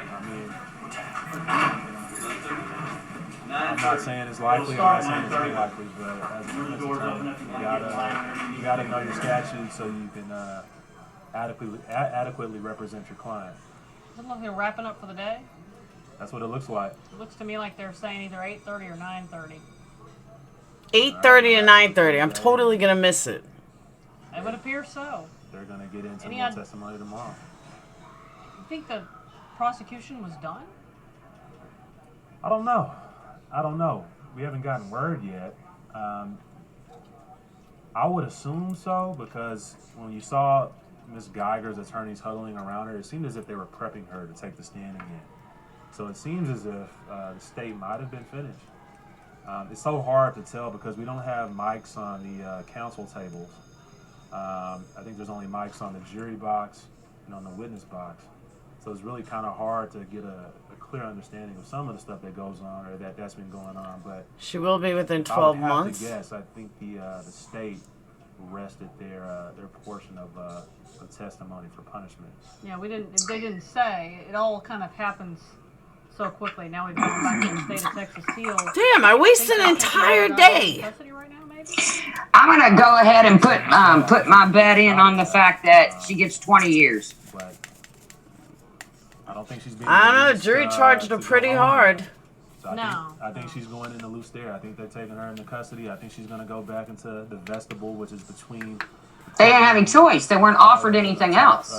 It was either find her guilty of murder or she walks. No, I thought they had manslaughter on the table. She was originally charged with manslaughter, and the grand jury came back. Yes, and upped it.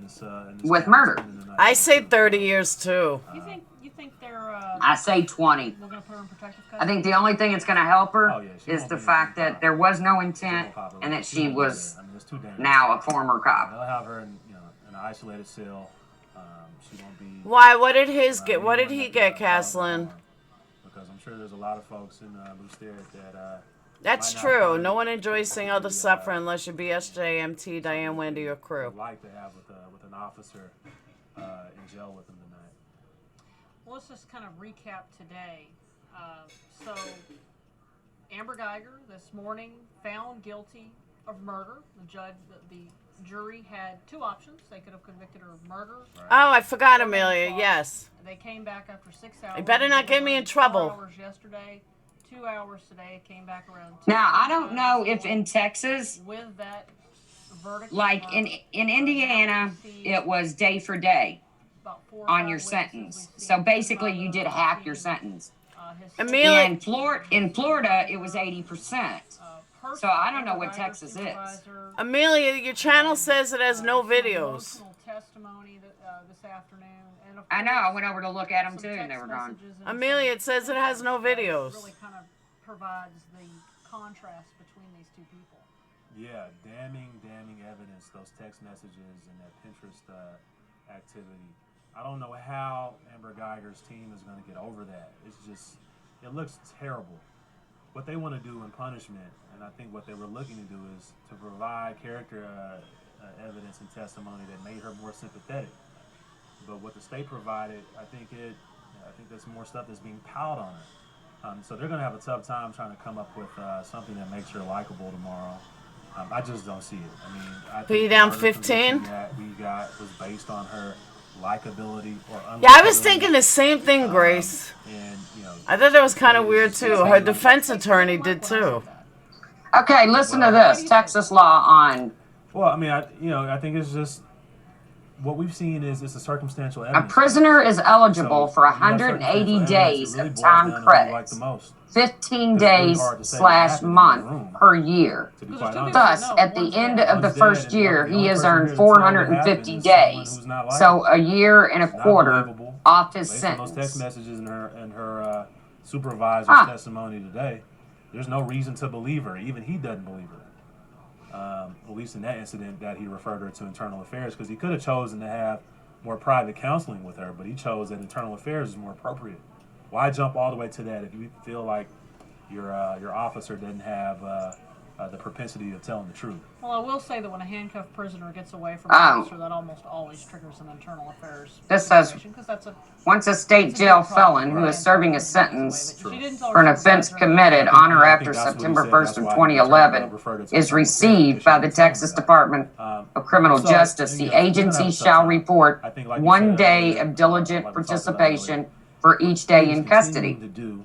So that is day for day.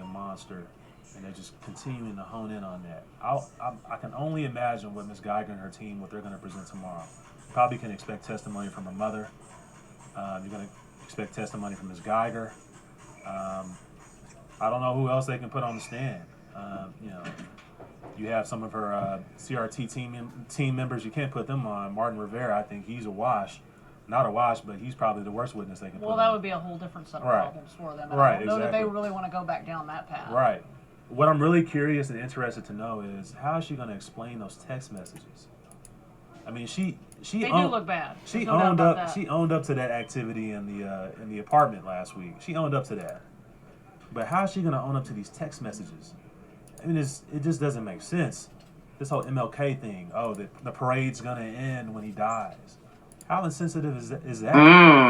Yeah, that's going to hurt, black, man. Officer colleagues saying that their work habits are below standard, casting this racist approach that black people are lazy. All right, so I gotta go pick up my daughter. We're gonna close out with the latest video from Amelia. I watched it. There's nothing to get in trouble for.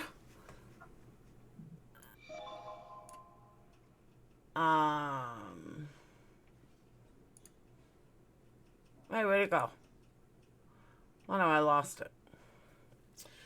All right, hang on.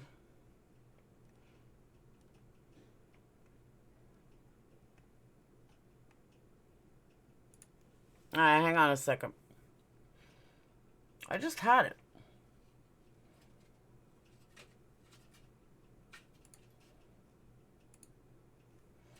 I don't know whose voices she's using.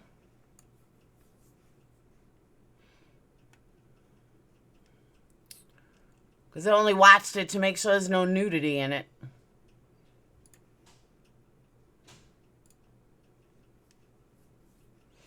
And everyone, make sure you sub. And make sure you sub to The Truth.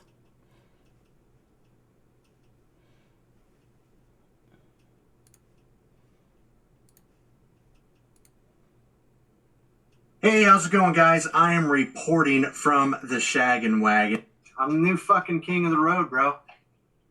I'm like gonna go fucking full out, man. RV life. Now, I want to tell you guys something. Imagine if I pulled up in your driveway with this. All right? Imagine what your neighbors would think. Your neighbors wouldn't think that I'm fucking Cousin Eddie on Christmas vacation rolling up in the driveway. You know what they'd do? They'd come out of their house. They would look at this beautiful diamond sitting in your driveway, and they'd want to come inspect it. And they'd want to come and see who was the owner. And I would say, I'm the Wogster. Quick view of the exterior. We're looking at the rear of it right now. I've got a storage compartment here. Let me show you here the compartment. I destroyed that, so I'm gonna have to take care of this today too. Actually, there's been some patchwork done. To the side of it here. There you go. Some more compartments. You should give this to him. I thought I'd go ahead and show you guys, give you guys a little tour of the interior. Yes, the floor is dirty. I have to do a vacuum job on this rig. I have to clean the whole thing. I truly do. Definitely has to be cleaned. So let's take a walk through here. There's a dinette table. Here's the sink. All right, pretty good size refrigerator. I'm not sure of the cubic feet on here. This is the bed I do sleep on now. If I move up here, this is kind of my lounge cocktail area. We finally got a TV, man. I'm hooked up on my brother's property right now through an RV hookup. I don't know what I'm making for dinner. And Capone, I have no idea. Put my lawn chair out there. Let my gut hang out. So, big change in my life, man. Straight back there is the bathroom. You're not going to find any extra Walmart bags around here.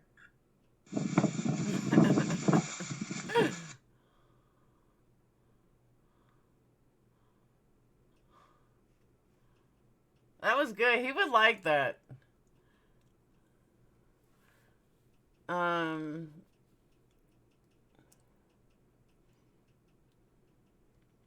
Oh, she made a video with Wogs, with whiskey. But I have to go get Sage. I'm sure the statements are nothing. Because they already sent the jury home. So really, literally, it means nothing.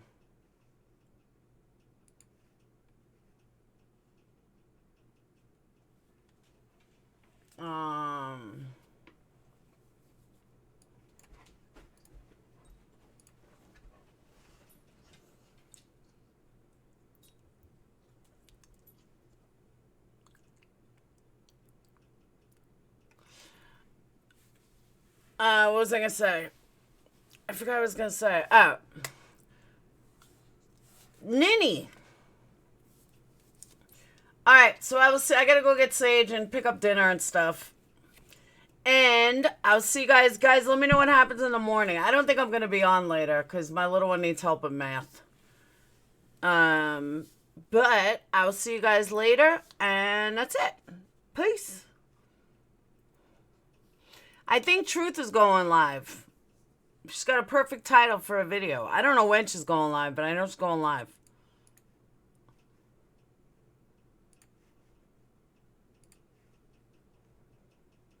And Daily Poppins, thank you so much.